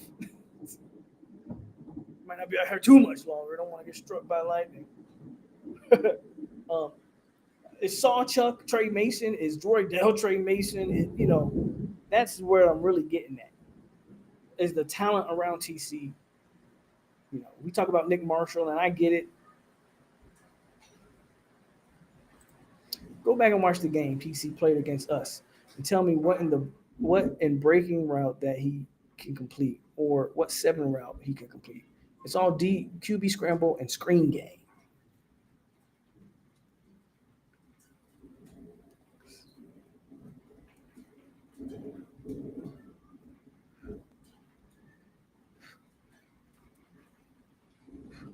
That run game was crazy. Again, Trey Mason. Antoine, by the way, says Nick Marshall was an athlete playing quarterback. Gus' offense was new and didn't have much info to defend. We will have wide receivers, but that run game was something different. If we lose to Kent State, then I think you got to get rid of Mike Norvell. I mean, I don't want to talk that into, but I mean, come on, you can't lose it. You can't lose to that team.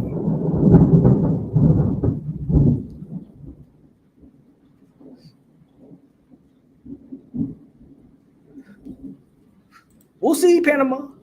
We'll see.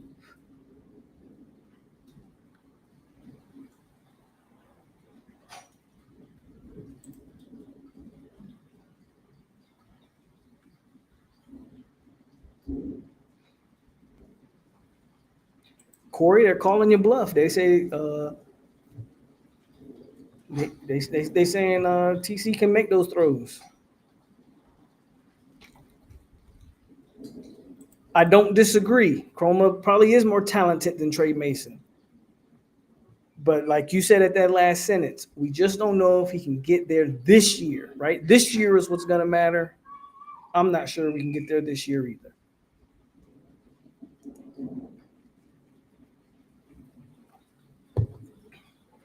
Galaxy, what's going on, man? Another Miami fan in the building says UVA played tough early in the season. Second half of the season, they struggle a bit. But they play some decent programs, tough early in the season.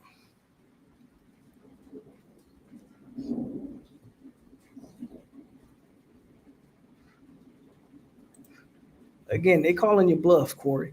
Got to defend yourself.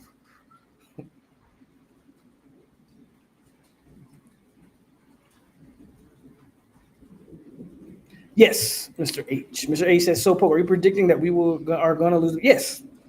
I put out my score prediction.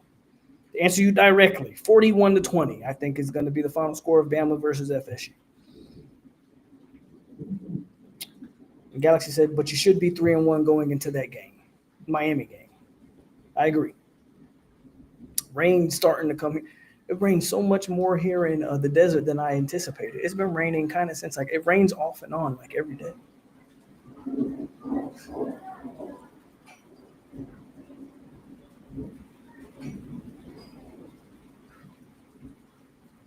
Reminds me of Hawaii.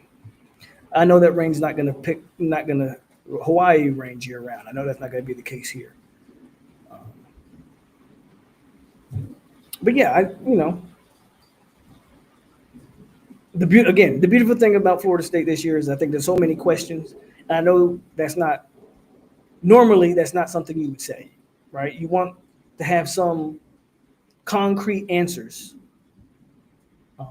But when you come off of 2-10, the fact that you have to ask, how good is Saltchuk? How good is Roydell? He wasn't very good last year, but the team wasn't good last year.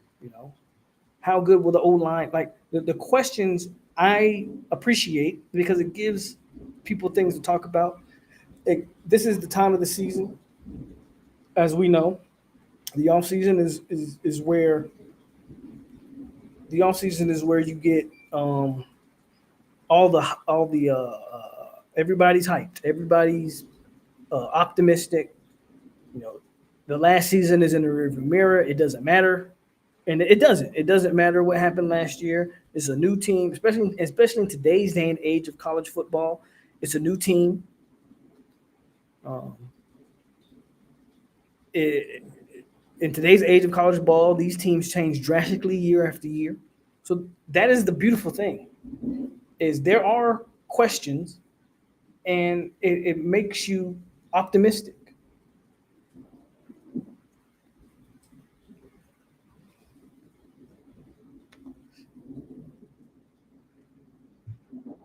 Kevin Sperry, to answer your question. Corey asked, what's the name of that freshman quarterback we recruited that had supposed to went to Oklahoma and now he gonna be raw? He might be. I don't think he'll be raw this year. That doesn't mean he's not the future of the program. This year, though, I stand by what I said. I hope we don't have to see him this year. Yeah, Mike Norvell shut down, and he should have. He absolutely should have shut down practices. So I'm all for that. That's getting back to the norm. That's what Jimbo Fisher had done things of the similar nature. If you go around the country, especially all the major programs, they don't have 100. They don't have open practices like that. So who cares what the FSU media thinks? Do your job. Show that you can do your job without the access.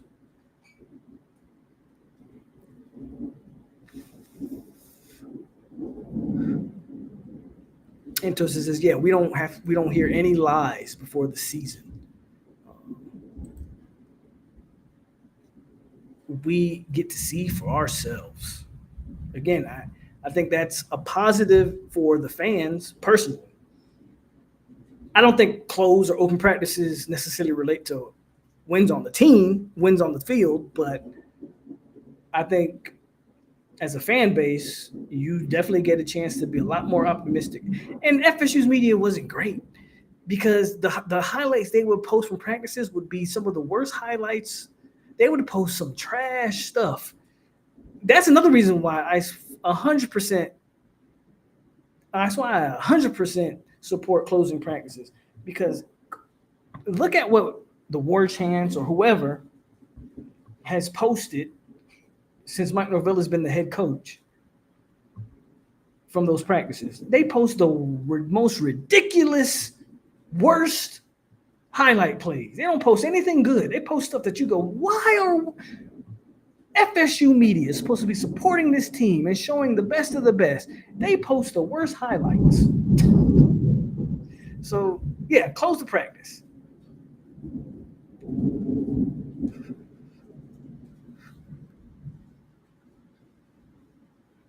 War Chants trash. Y'all said it, not me. I hate Aslan. Aslan's a weirdo. It's a tall black. Oh, you're talking about if you're talking about O'Neal?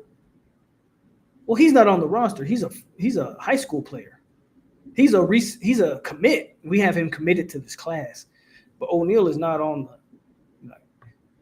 And as far as O'Neal goes, I think O'Neal's a good quarterback. I speculate the fit that he has in this offense. That's kind of my biggest criticism with the O'Neal take. I don't think O'Neal's a bad quarterback, though, and I've said that. People think I'm down on O'Neal, and I'm not necessarily down on O'Neal. I'm down on the fit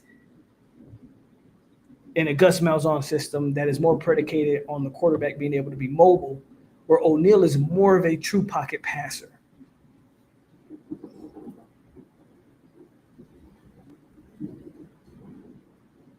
Sperry is white. Yes, he is.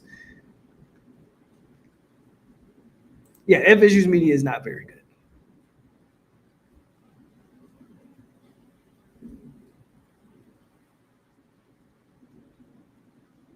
Yep, everyone's perspective. Yeah, everyone's perspective is different. 100%. I remember last year we supposedly had one of the best D lines in the nation, then proceeded to get punished by Georgia Tech. Hey, I'm interested to see Georgia Tech this year. They might have a team to be contended with. We'll see. At least in the ACC play. I think I'm going to go I got about 10 more minutes left in me, guys. So get the comments in, and then we'll close it up. We'll go to 2 hours and 30. So I got about 10 more minutes left in me.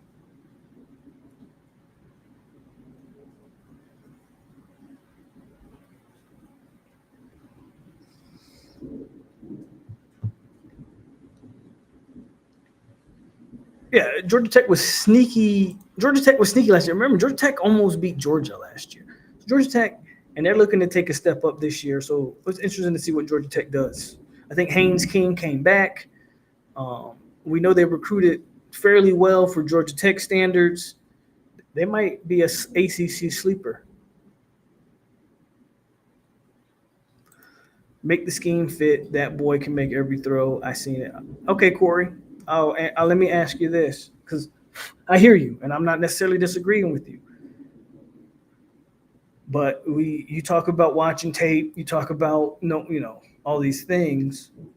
When we talk about Gus Malzahn, and typically with quarterbacks like an O'Neal, how does those offenses usually play out? That's where I would go, Again, is he a fit for what Gus wants to do? Maybe he's more mobile than we think. I don't know. But from what I've seen of O'Neal, he's more of a prototypical pocket guy.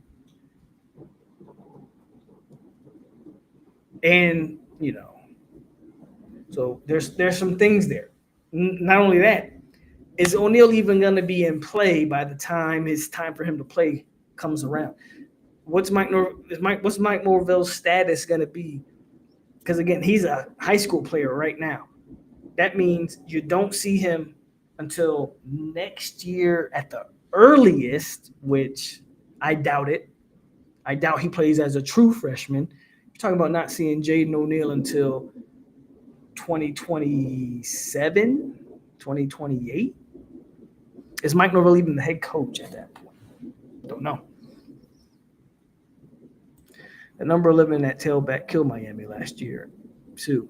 In that front with King back there. Yeah, I think Georgia Tech is a sleeper in the ACC this year. Gus can haul ass if he can't alter his offense. Well, again, will Gus even be here when it's time for Jaden O'Neal? Will Jaden O'Neal even be here? If you get rid of Mike and because you're not going to get rid of Gus unless you're getting rid of Mike. If you're getting rid of those two, Jaden O'Neal probably hits the transfer portal anyway. So I'm not putting much stock into Jaden O'Neal. We'll see how this year plays out before we get into that.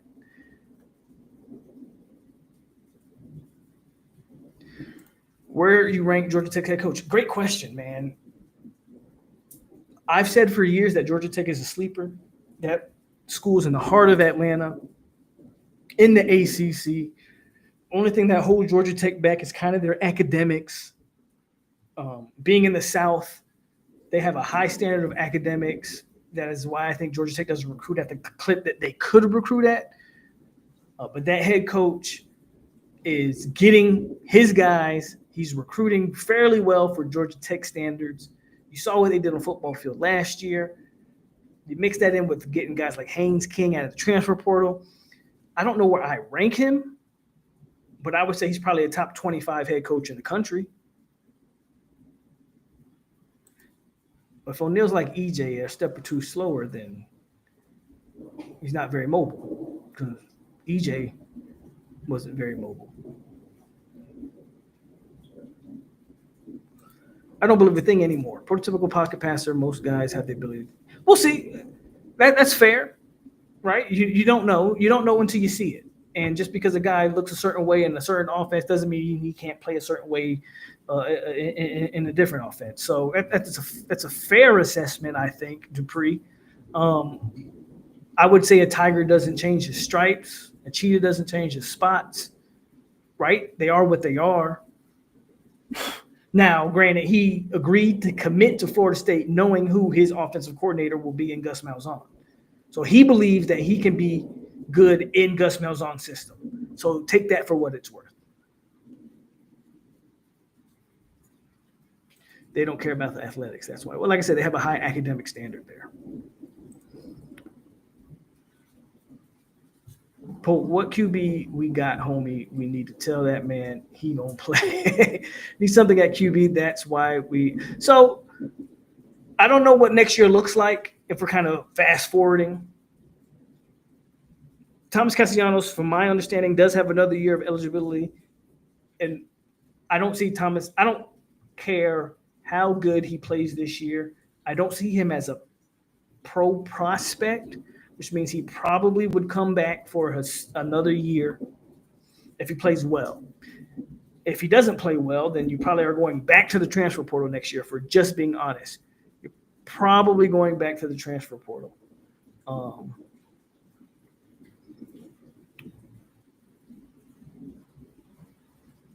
So what I will say is, as far as FSU's future at quarterback, would I love for them to be recruiting better high school players? Yes. But when you look at some of the top teams in the country, a lot of them are going to the portal. I mean, last year, Will Howard, that's a transfer portal quarterback, won a national championship. Granted, I understand the talent that was around him. But if you look at some of the top teams in the country, a lot of them, Dylan Gabriel at Oregon was a transfer guy. Oregon was undefeated regular season. When you just look at Quinn Edwards, I know he played most of his career at Texas, but he did go to Ohio State first and transferred to Texas. A lot of these guys, a lot of these top schools are picking transfer portal quarterbacks. So it's not outside of the realm that FSU can find the right transfer portal quarterback. I'm somewhat on the fence about. I think high school recruiting is just as important as it's ever been, but I will say certain positions, it seems like, based on the rest of the field, not necessarily Florida State, but based on the field, when you watch top programs, Notre Dame has had a transfer portal quarterback for the last. Who's Notre Dame's quarterback this year? Somebody enlighten me, because I don't know. But until this year, and I don't even know, they may have picked a transfer quarterback this year. Notre Dame has had transfer quarterback. They went from Sam Howell to Ricky Leonard, and they made a national championship last year. So my point is, these top programs, if you hit on the right transfer portal quarterback, it may be okay. So it's hard to gauge that, Corey, is my point. Because there's going to be a whole offseason. And there will be portal quarterbacks, right? There will be quarterbacks in the portal. One of the problems I had with Florida State is that in my opinion, you settled for TC too early. There were other guys out there that you could have went and got, but you settled for TC. I feel like you didn't pursue any other transfer quarterbacks. That was my issue with Florida State this offseason. You didn't try to get the kid that went to Colorado, the kid that ended up at Duke. You didn't try to get some of the top quarterbacks in portal. You just settled for TC and said that. And both of those quarterbacks that I just named would have fit what Gus wanted to do. So that's kind of what it's all about. To me.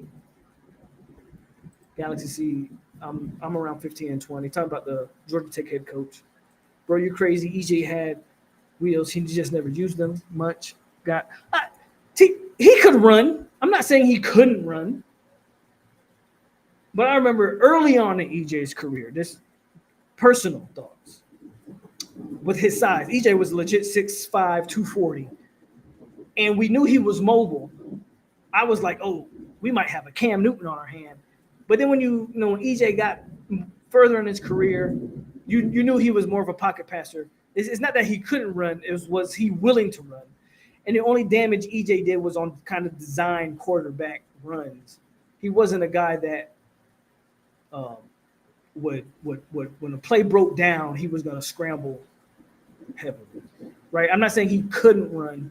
I'm saying the desire and willingness to rush is the difference between like a legit mobile guy and a guy who's looking to pass first.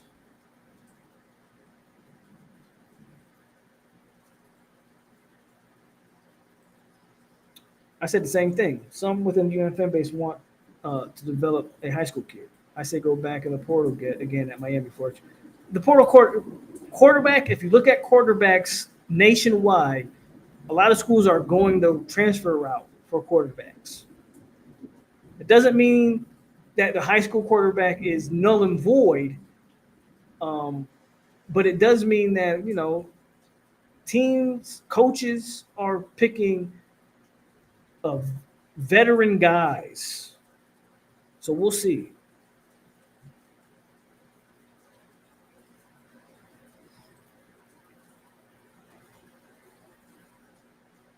I don't disagree. I want to develop guys too.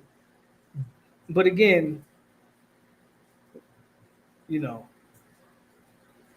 transfer quarterback. If here's the caveat to that. When we talk about some of those teams that are going after the transfer quarterbacks, they're recruiting elite talent around them. Like Will Howard didn't step in. Will Howard stepped into Jeremiah Smith, one of the best two running back tandems in the country. Like you have to acquire talent around that quarterback. And is FSU recruiting at that clip?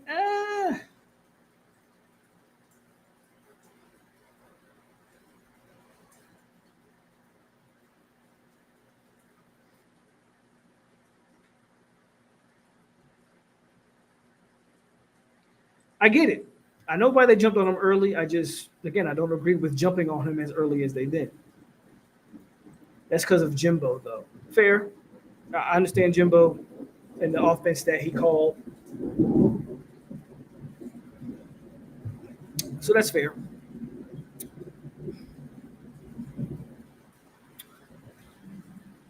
Yeah, to Galaxy King's point and Antoine's point, and before I close out, just to get your take on that, how do you feel about Beck?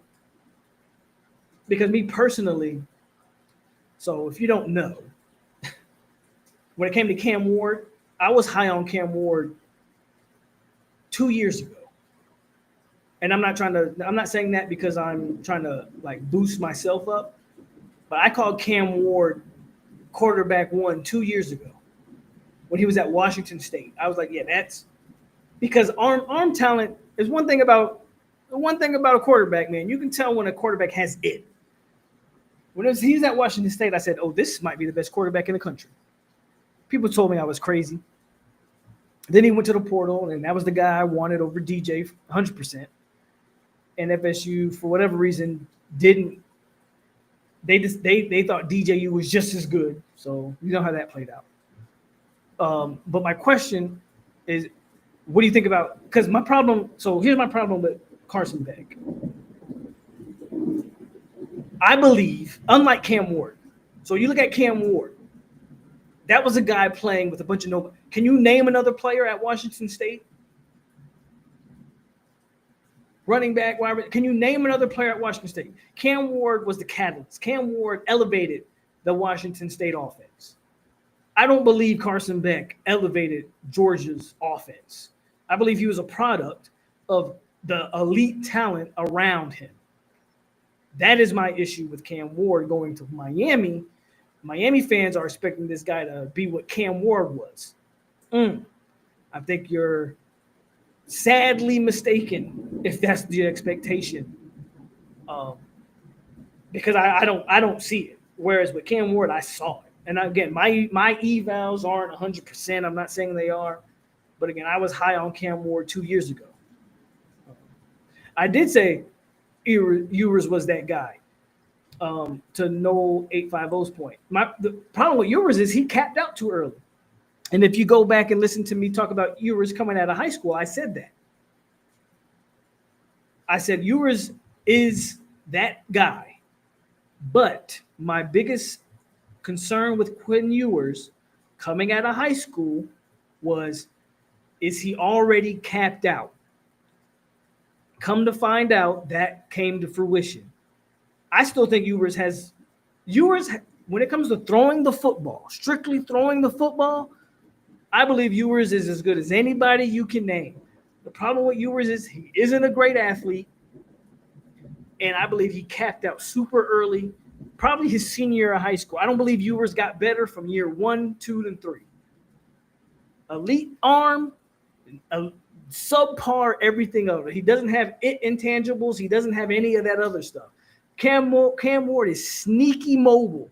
People don't give Cam Ward credit for his mobility. Cam Ward makes people miss in the pocket and can extend plays, and he has elite arm talent. Edwards doesn't have any of that. That's the problem with Quinn Edwards and why he didn't turn into the quarterback that I thought he might have turned into. Beautiful thing is, on my channel, you can go back and watch the early live streams about Quinn Edwards as well, where I said I think that guy's got the goods, but I don't think he has. I think he may have capped out super early. And come to find out, Quinn Edwards absolutely capped out super early and wasn't able to. He didn't get better year after year. He stayed stagnant, and that comes from his mobility. His athleticism. Quinn Edwards wasn't very athletic, so he just ended up being what he was.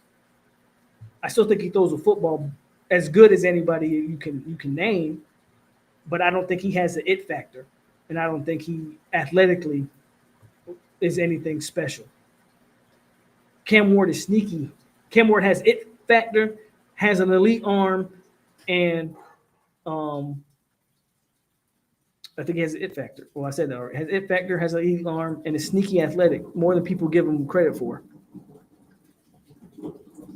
But you're right. I was very high on Quinn Edwards. And that came a lot off that the first year they played Bama, where they ended up losing. Texas was winning that game, and Quinn Edwards went out with an injury. But when Quinn Edwards was in that game, they were giving Bama the business. So that came off of that. I won't deny that I was high on Quinn Edwards at all. But I will tell you that I assess Quinn Edwards, I think, properly coming out of high school. A walk-on QB won 2 natties at you. Yeah, for sure. Beck's wide receivers last year didn't do him any favors. They had that one guy, man. Who's that one receiver that Georgia was counting on so much? He dropped everything. That guy wasn't good at all. But they still had the offensive line, the running backs. I mean, Quinn Edwards, Carson Beck still had talent. But you're right. There's that one wide receiver that I can't remember his name. That kid dropped everything.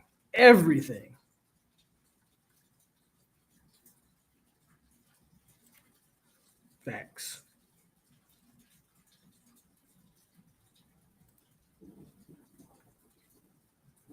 Yep. Caveman says, I think Beck, Caveman, by the way, is a Miami fan, for those who don't know. See, I know the guys who be on my stream, but he says, I think he will be fine. Speaking of Beck, I worry about coaching and the wide receiver group.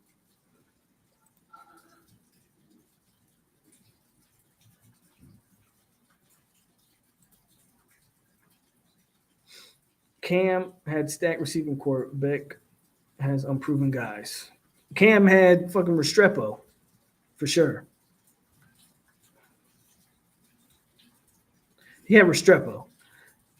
I don't know if, like Antoine's saying, I don't know if he had a stacked receiving core, but he had, if a quarterback, all you need is one guy that you know is gonna catch everything you throw his way, and that was Restrepo, and that worked for Cam Ward. That's all he needed. Everything else around him, in my opinion, he elevated.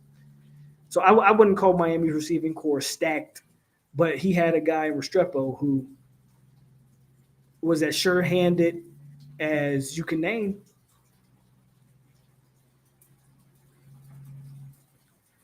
And Restrepo wasn't a great athlete like Antoine's saying, but Restrepo was going to catch any ball that was catchable. Branch, I think that's his name, Branch. That kid couldn't catch a cold if you sneezed right in his face.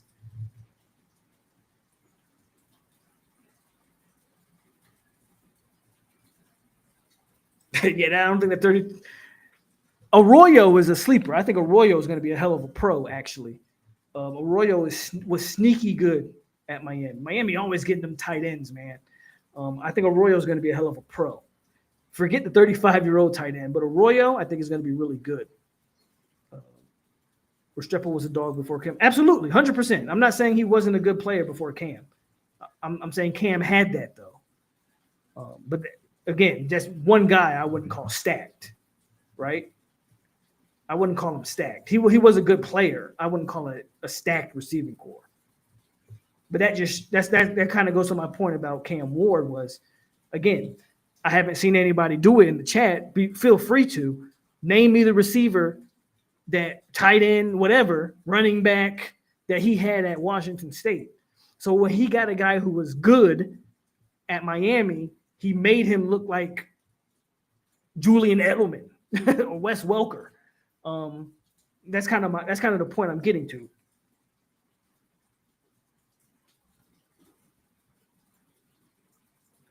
That's kind of the point I'm getting to. But look at me, man. I done went well over 2. You guys are doing a great job. Shout out to y'all in the chat, in the comments, by keeping the stream going. I said I was going to get out of here at 2:30, and it's 2:40. And I'm having a good conversation, and I appreciate it, man. Hit the like button, subscribe. If for whatever reason, I believe everybody in here subscribe. But for whatever reason, if you're not subscribed, I don't know, understand why you're watching me and you're not subscribed. You should 100% do that. Hit the like button, subscribe, and again, share the videos to all your friends. If you're a Florida State fan, you know Florida State fans that aren't subscribed to 863 Seminoles TV. I believe I don't like to toot my own horn too much, but who does it? Who does it like 863 Seminoles TV? Feel free to name them in the chat. I won't get mad. But who does it like me? Who comes on here and tells y'all the real? I don't think anybody else does. So hit the like button, subscribe, and share. Because y'all are keeping the stream going. Because I was about to get off of here about an hour ago. I was talking about ending the stream. And here we are, 2 hours and 40 minutes in, man, and we're still going. And that's a credit to the chat, not a credit to me. Y'all are keeping it going. I don't have anything else to talk about, but y'all are bringing up good comments, good conversation pieces. And that's why I got the rain in the background. So we got some good ambiance with the thunder and the rain. And we're just keeping the chat going, man. And I appreciate it. I'm having a good time. I'm loving it. If I pour me another drink, we might be on here for another hour, but I don't know. I don't know.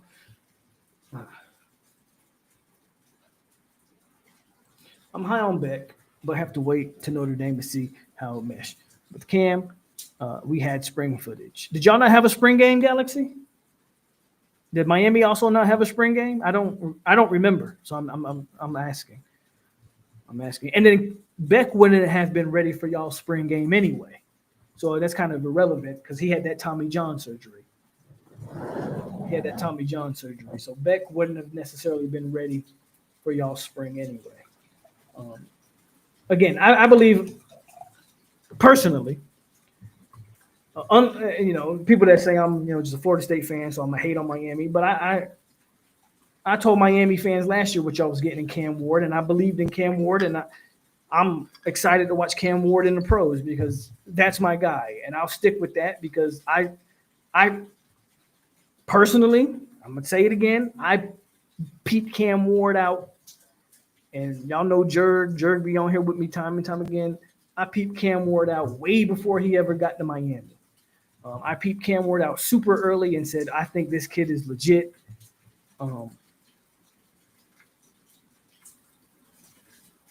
So I'll take that credit there. But as far as it goes with Carson Beck, he played in a high profile school at Georgia.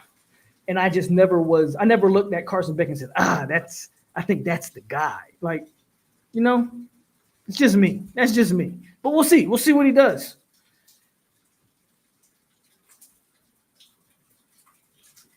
No, absolutely not. You're not taking Restrepo over Santana Moss, Sonoris Moss, Andre. Like, you can go, oh, hell, we can go 10, 20 receivers deep before you take Restrepo. And if there's I know Galaxy's in here, Caveman's in here. I don't know if Zay's still in the chat. Is there a Miami fan that disagrees with me that you would take Restrepo? You could probably name 20 Miami receivers before you take Restrepo. Any Miami fan want to disagree with that?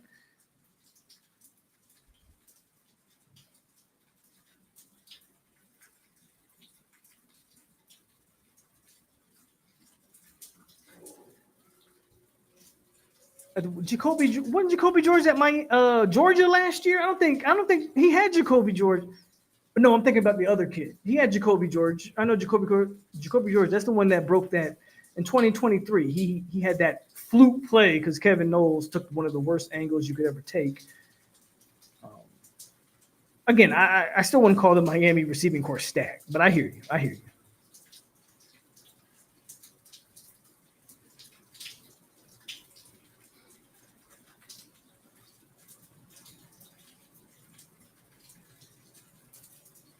Why are we talking about my Knicks? We don't need to talk about my Knicks.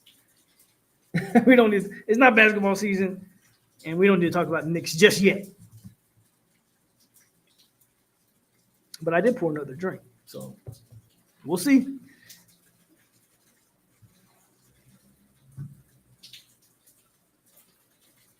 Okay, so I just want to be clear. You would take about 15 to 20 over X. And again, y'all, I'm not a hater. I'm just telling you what it is. Like, there's a plethora of Miami receivers you would take over Restrepo. And that's not a knock on Restrepo. That just shows how good, like, you can say what you want about Miami. I don't like Miami. There's no look, Galaxy. I don't know if you're here for this, but just so you know. Like, I don't love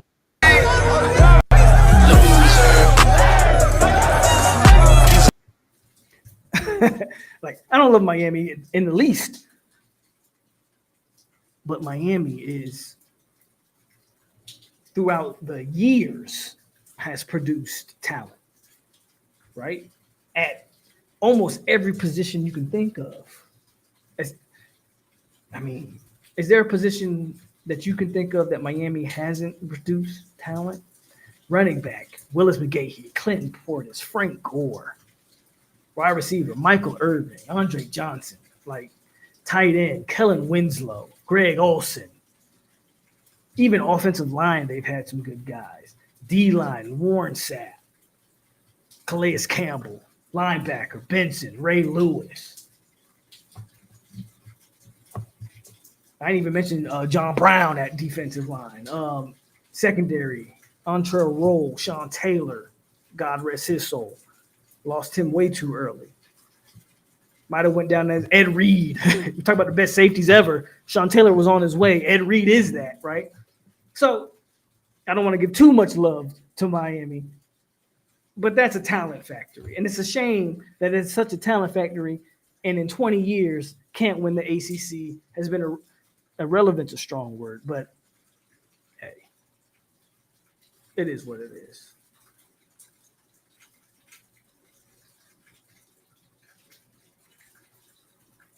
He's definitely not better than Irving after 8. He's not better than Irving sober, let alone after an 8 ball. But he's not better than Michael Irving sober. Stop that. I think he will be wide receiver 1. I think so. Grill Master, 100%. No, the Knicks aren't paying. We just went to the conference championship. No, the Knicks aren't paying. There's no need to talk about them right now. We got Mike Brown as a head coach. I wasn't a fan of Mike Brown getting the – I feel like if you're going to bring in Mike Brown as the head coach, he should have kept Thibs, but, I don't make those decisions. But regardless of who the head coach is, Jalen Brunson, Cat, FSU. The Knicks are going to be a top 3 team in the East again. I think with Jason Tatum's injury, Celtics are going to take a dip. Is Cleveland going to really repeat what they did last year? The Knicks are looking good. Don't do that. We're not in the same boat as the Lakers. Stop that. Stop that nonsense. We're good. We're all right. I'm not a fan of the coaching hire because I feel like you should have just kept Thibs. But we're good. If FSU was 3-1 going into the Miami game, elaborate on the confidence you think. Well, I want to see against us. Let's see how Miami looks against Notre Dame first before I answer that question, Caveman. It's hard for me to answer. Here's my thing. Until Miami shows me, I don't believe that defense is going to be any better. I know y'all got a new defensive coordinator. Until I see it on the field, I think TC can make some plays against that Miami defense. I do. I 100% do. So there's that. If the big 4 games in Florida State schedule, Bama, Clemson, Florida, Miami. I think Miami is probably the most likely game you would win. And you're going to say, oh, you're a Florida State fan, so you're saying that. And honestly, a lot of it depends on DJ Lagway. I know he's in a boot right now and his health going into that season, but we played Florida the last game. So either Lagway's in or out. He's hurt early. Maybe as a precaution, they got the boot on him, which is what I believe. I don't believe Lagway's going to miss game 1. I believe the boot is for precautionary reasons, and he probably won't and don't need him to practice much in the summer. And Florida's got a hell of a lot of talent as well. But I would say Miami's the most winnable game out of the big 4. And that's not necessarily a knock on Miami. I mean, you can call it a knock on Miami because that defense was so atrocious. I don't necessarily – we'll see how good your defensive coordinator is. We'll see.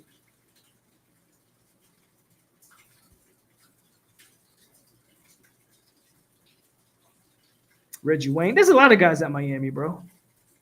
A lot of guys at Miami. Like if I probably given Miami more flowers on this live stream than I've ever given them, and that's because they got guys. Miami's always had guys. Hell, even Florida State's been bad. AZ last year, like even when the Florida teams have been bad, they still produce guys, which is a result of coaching, not necessarily talent.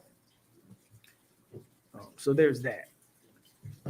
I think I've given Miami plenty of credit this live stream to show that I'm not simply just a hater.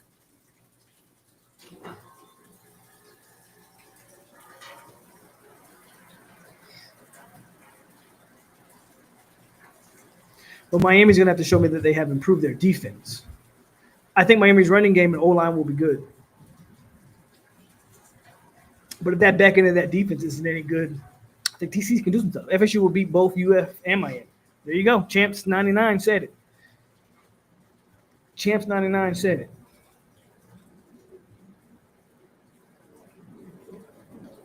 it. Out of Georgia Tech, I guess you're saying, not counting Georgia Tech. I'm assuming that's what you're saying. Which team in the ACC can reach far? SMU's still up there. I like their quarterback in Jennings. You got to count SMU in the mix. Right? So we're not talking about the favorites. There's a plane going overhead too. So I don't know if y'all hear that. So not counting Georgia Tech, not counting Clemson, and not counting Miami. Those are probably Miami and Clemson for sure are probably the 2 favorites for the ACC going into the season. I think Georgia Tech has a legit dark horse. SMU, I think will be right there. I like their quarterback. Other than that, Cuse, I like Coach Fran Brown. We'll see what Cuse does.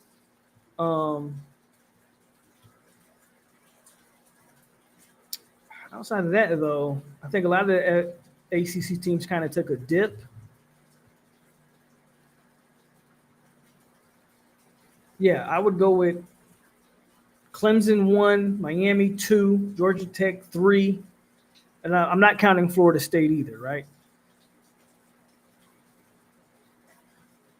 Clemson 1, Miami 2, Georgia Tech 3. 4 would be, if I'm not counting Florida State, SMU. 5 is where it gets tough. I don't know. What y'all think? Somebody give me a 5, and not counting Florida State. I would put Florida State has talent, so I would always put Florida State. I mean, Cuse could be 5.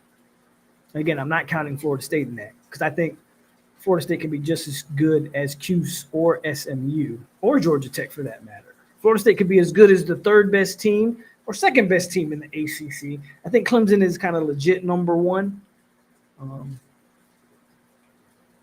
Louisville's interesting. I don't really know what Louisville's working with this year. That's just me, though. And again, this is all based off preseason. None of this is based off, obviously, on the field. Once the season hits, a lot of this stuff changes drastically or could change drastically. Duke is interesting with Manny. That's a good one, though, Sage. I like that one. Because they lost Malik Murphy, but they got the kid out of Tulane. You could argue they got an upgrade at quarterback over Murphy. Duke is a good one. Duke is a good one. I like that, actually, man. Duke is a good one. Miami 1, of course, Galaxy would say Miami 1. I got Clemson 1. Louisville 3. Duke 4, SMU 5, and NC State is. So FSU is going to have a tough game with NC State just because that's going to be an on the road. I think that's even a Thursday or Friday game. I don't know. But I wouldn't pick Miami over Clemson. No. But I mean, Galaxy King, I understand why you would. You're a Miami fan. But Clemson 1, I would pick Miami 2. Louisville 3 is interesting. And you don't even have Georgia Tech in your top 6, Galaxy. So you don't – what's up? You don't believe in – or are you going by the criteria that we're leaving Georgia Tech out? If that's the case, then I understand that. NC State's interesting, bro. UNC is going to be so interesting with Bill Belichick. I have no idea what UNC is going to be, Grill Master.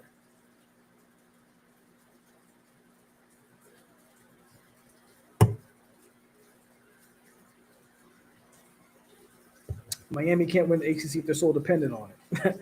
I feel like you got to give Bill some. Well, as an NFL coach, my question: what Bill is going to become? College and NFL is so different. If Bill Belichick can't relate to 18, 17, 16-year-olds, then it's going to be what. I don't care how good of a coach he is. If he can't get the horses, it's not gonna matter. It's not gonna matter. I can't put North Carolina in there because I got to see that. I got to see what Bill's actually gonna. I got to see how that team looks.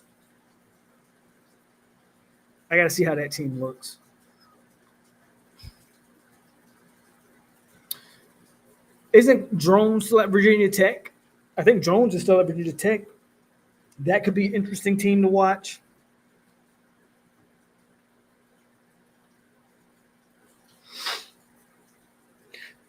Speaking of college football 26, Duke is dominant in that game, bro. I'm on like year 3 or 4. I started off at UAB. I made Jameis Winston, by the way, hoping that Florida State would offer me the job. They have yet to offer me their job, and Florida State's been kind of mid in my dynasty. But Georgia Tech offered me the job, so I took Georgia Tech. So I started off at UAB with Jameis because he's from Alabama, so I took UAB. Auburn and Georgia Tech offered me jobs. I decided to go with Georgia Tech over Auburn. I felt like Auburn would be a little bit too easy of a job, so I took Georgia Tech. Duke is in like the playoff. Duke wins the ACC almost every single year. I don't know what it is about college football 26, but they think Duke is like an elite program. Duke is a 10-win team every year in that game. That which is crazy. Manny Diaz got them boys cooking in college football 26. They should have a good defense. They should have a decent defense.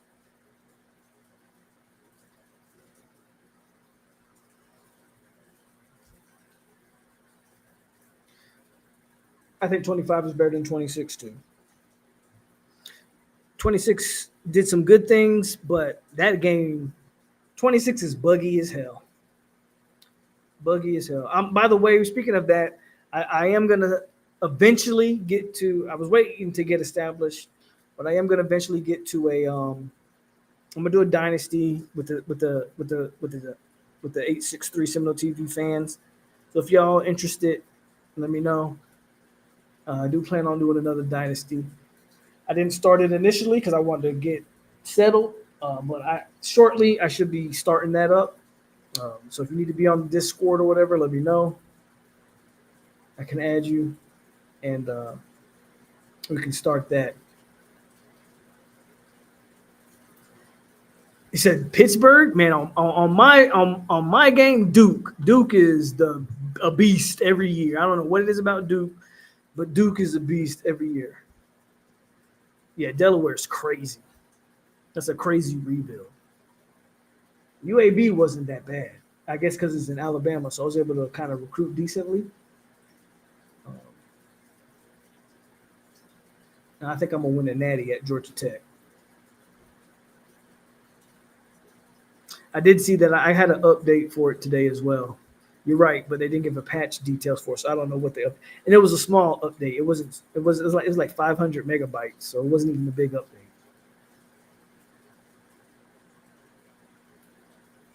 Well, the good thing for it is it's cross-play this year. So Xbox fans, y'all can play. I'm on PlayStation myself, but hold on. I can put the Discord in the chat. Yeah, if you're not on the Discord, man, get on there. Anybody that's on the Discord knows, man, we be talking good stuff on the Discord.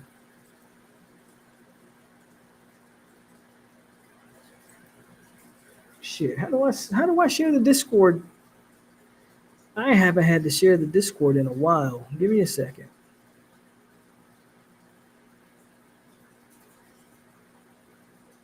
Once I figure it out, I'll put the Discord in the chat. I haven't had to do this in a while.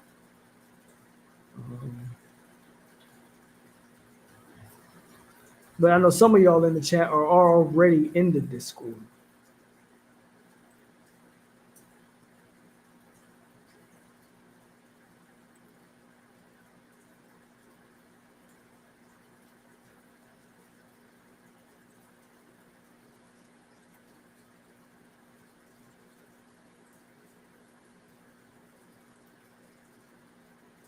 Bro, I haven't figured that out. I don't know.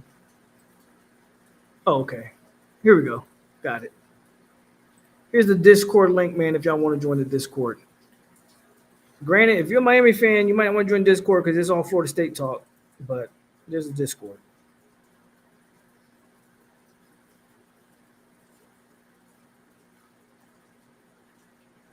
Bro, they got to fix a lot of stuff in that game.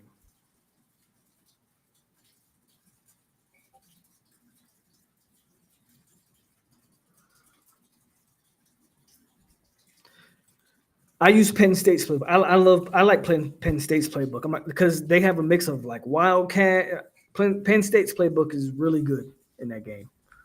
That's the playbook I use. Penn State's.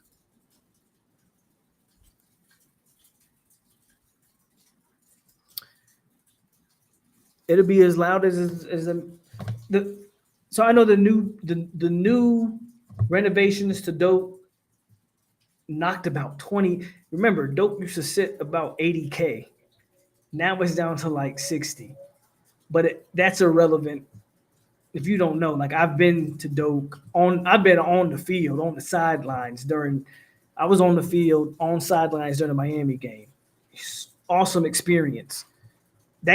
It's going to be loud regardless. I don't think the 20 I don't think the 20K is going to matter. I think it's still going to be loud. FSU will still show up and support. Like I said, I think that game will be close for a half.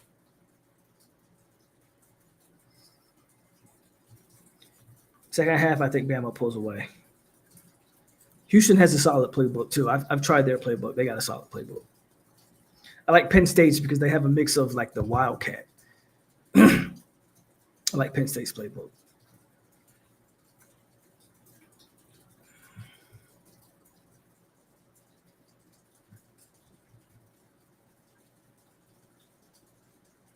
But yeah, man, y'all join the Discord, man. I'll be active on the Discord, and we be active on Discord. And we be talking.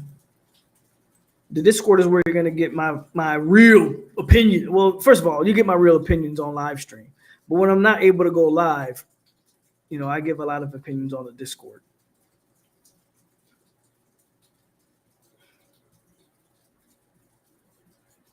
No. The drag routes kill in 26. If you're not running drag routes on 26, what are you doing? That's, again, another reason why I like Penn State's playbook. They have a plethora of drag routes. The drag routes kill it. You can't stop it. I don't know if they're eventually going to try to patch that. I don't know. The drag routes kill it. If you got a wide receiver with any type of speed, he's going to kill it on the drag route. He's going to kill it on the drag route.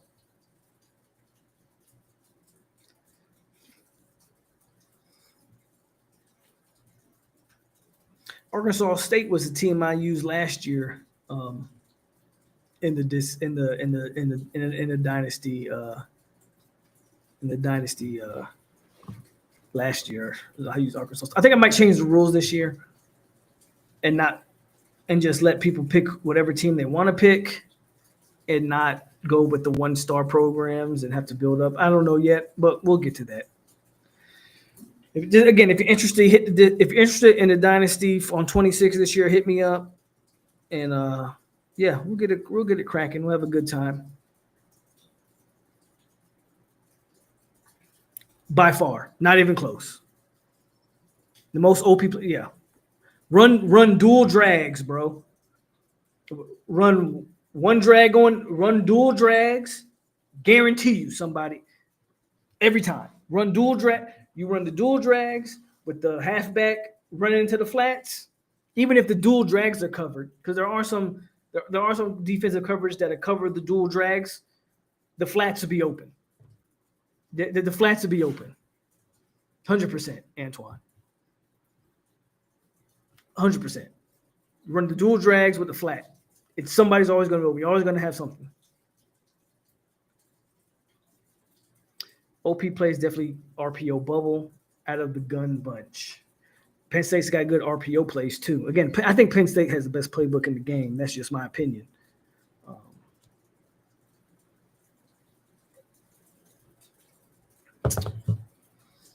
RPO is pretty OP at times. RPO is pretty OP at times.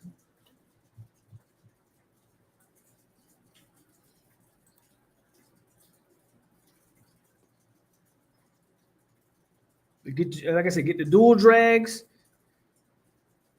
with a flat route coming out the backfield. I promise you. You'll always have somebody open. You'll always be able to get positive yards at the minimum. At a minimum.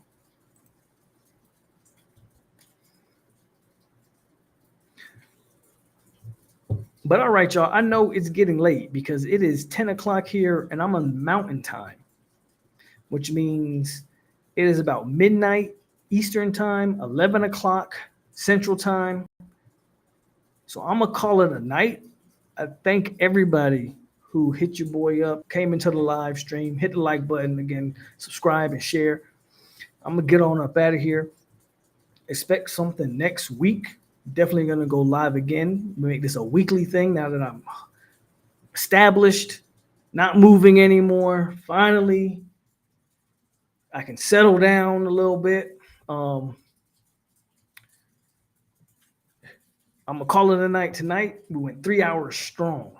That was longer than I anticipated. But again, you guys did a great job in the chat, keeping the conversation going.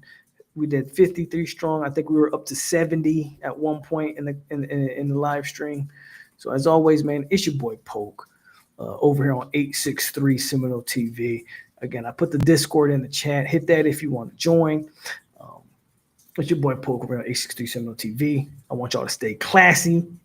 I gave my opinions on that Bama game, but we got a lot going on. Season's right around the corner. And this is my new setup until I get the man cave up and running. And I appreciate y'all. I appreciate the love. I appreciate all the support. Like, subscribe, and share. As always, it's your boy Polk.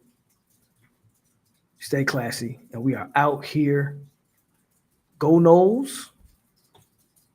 And I will see y'all next time. I promise you. And this, I promise you, weekly occurrence. I promise. I'm out.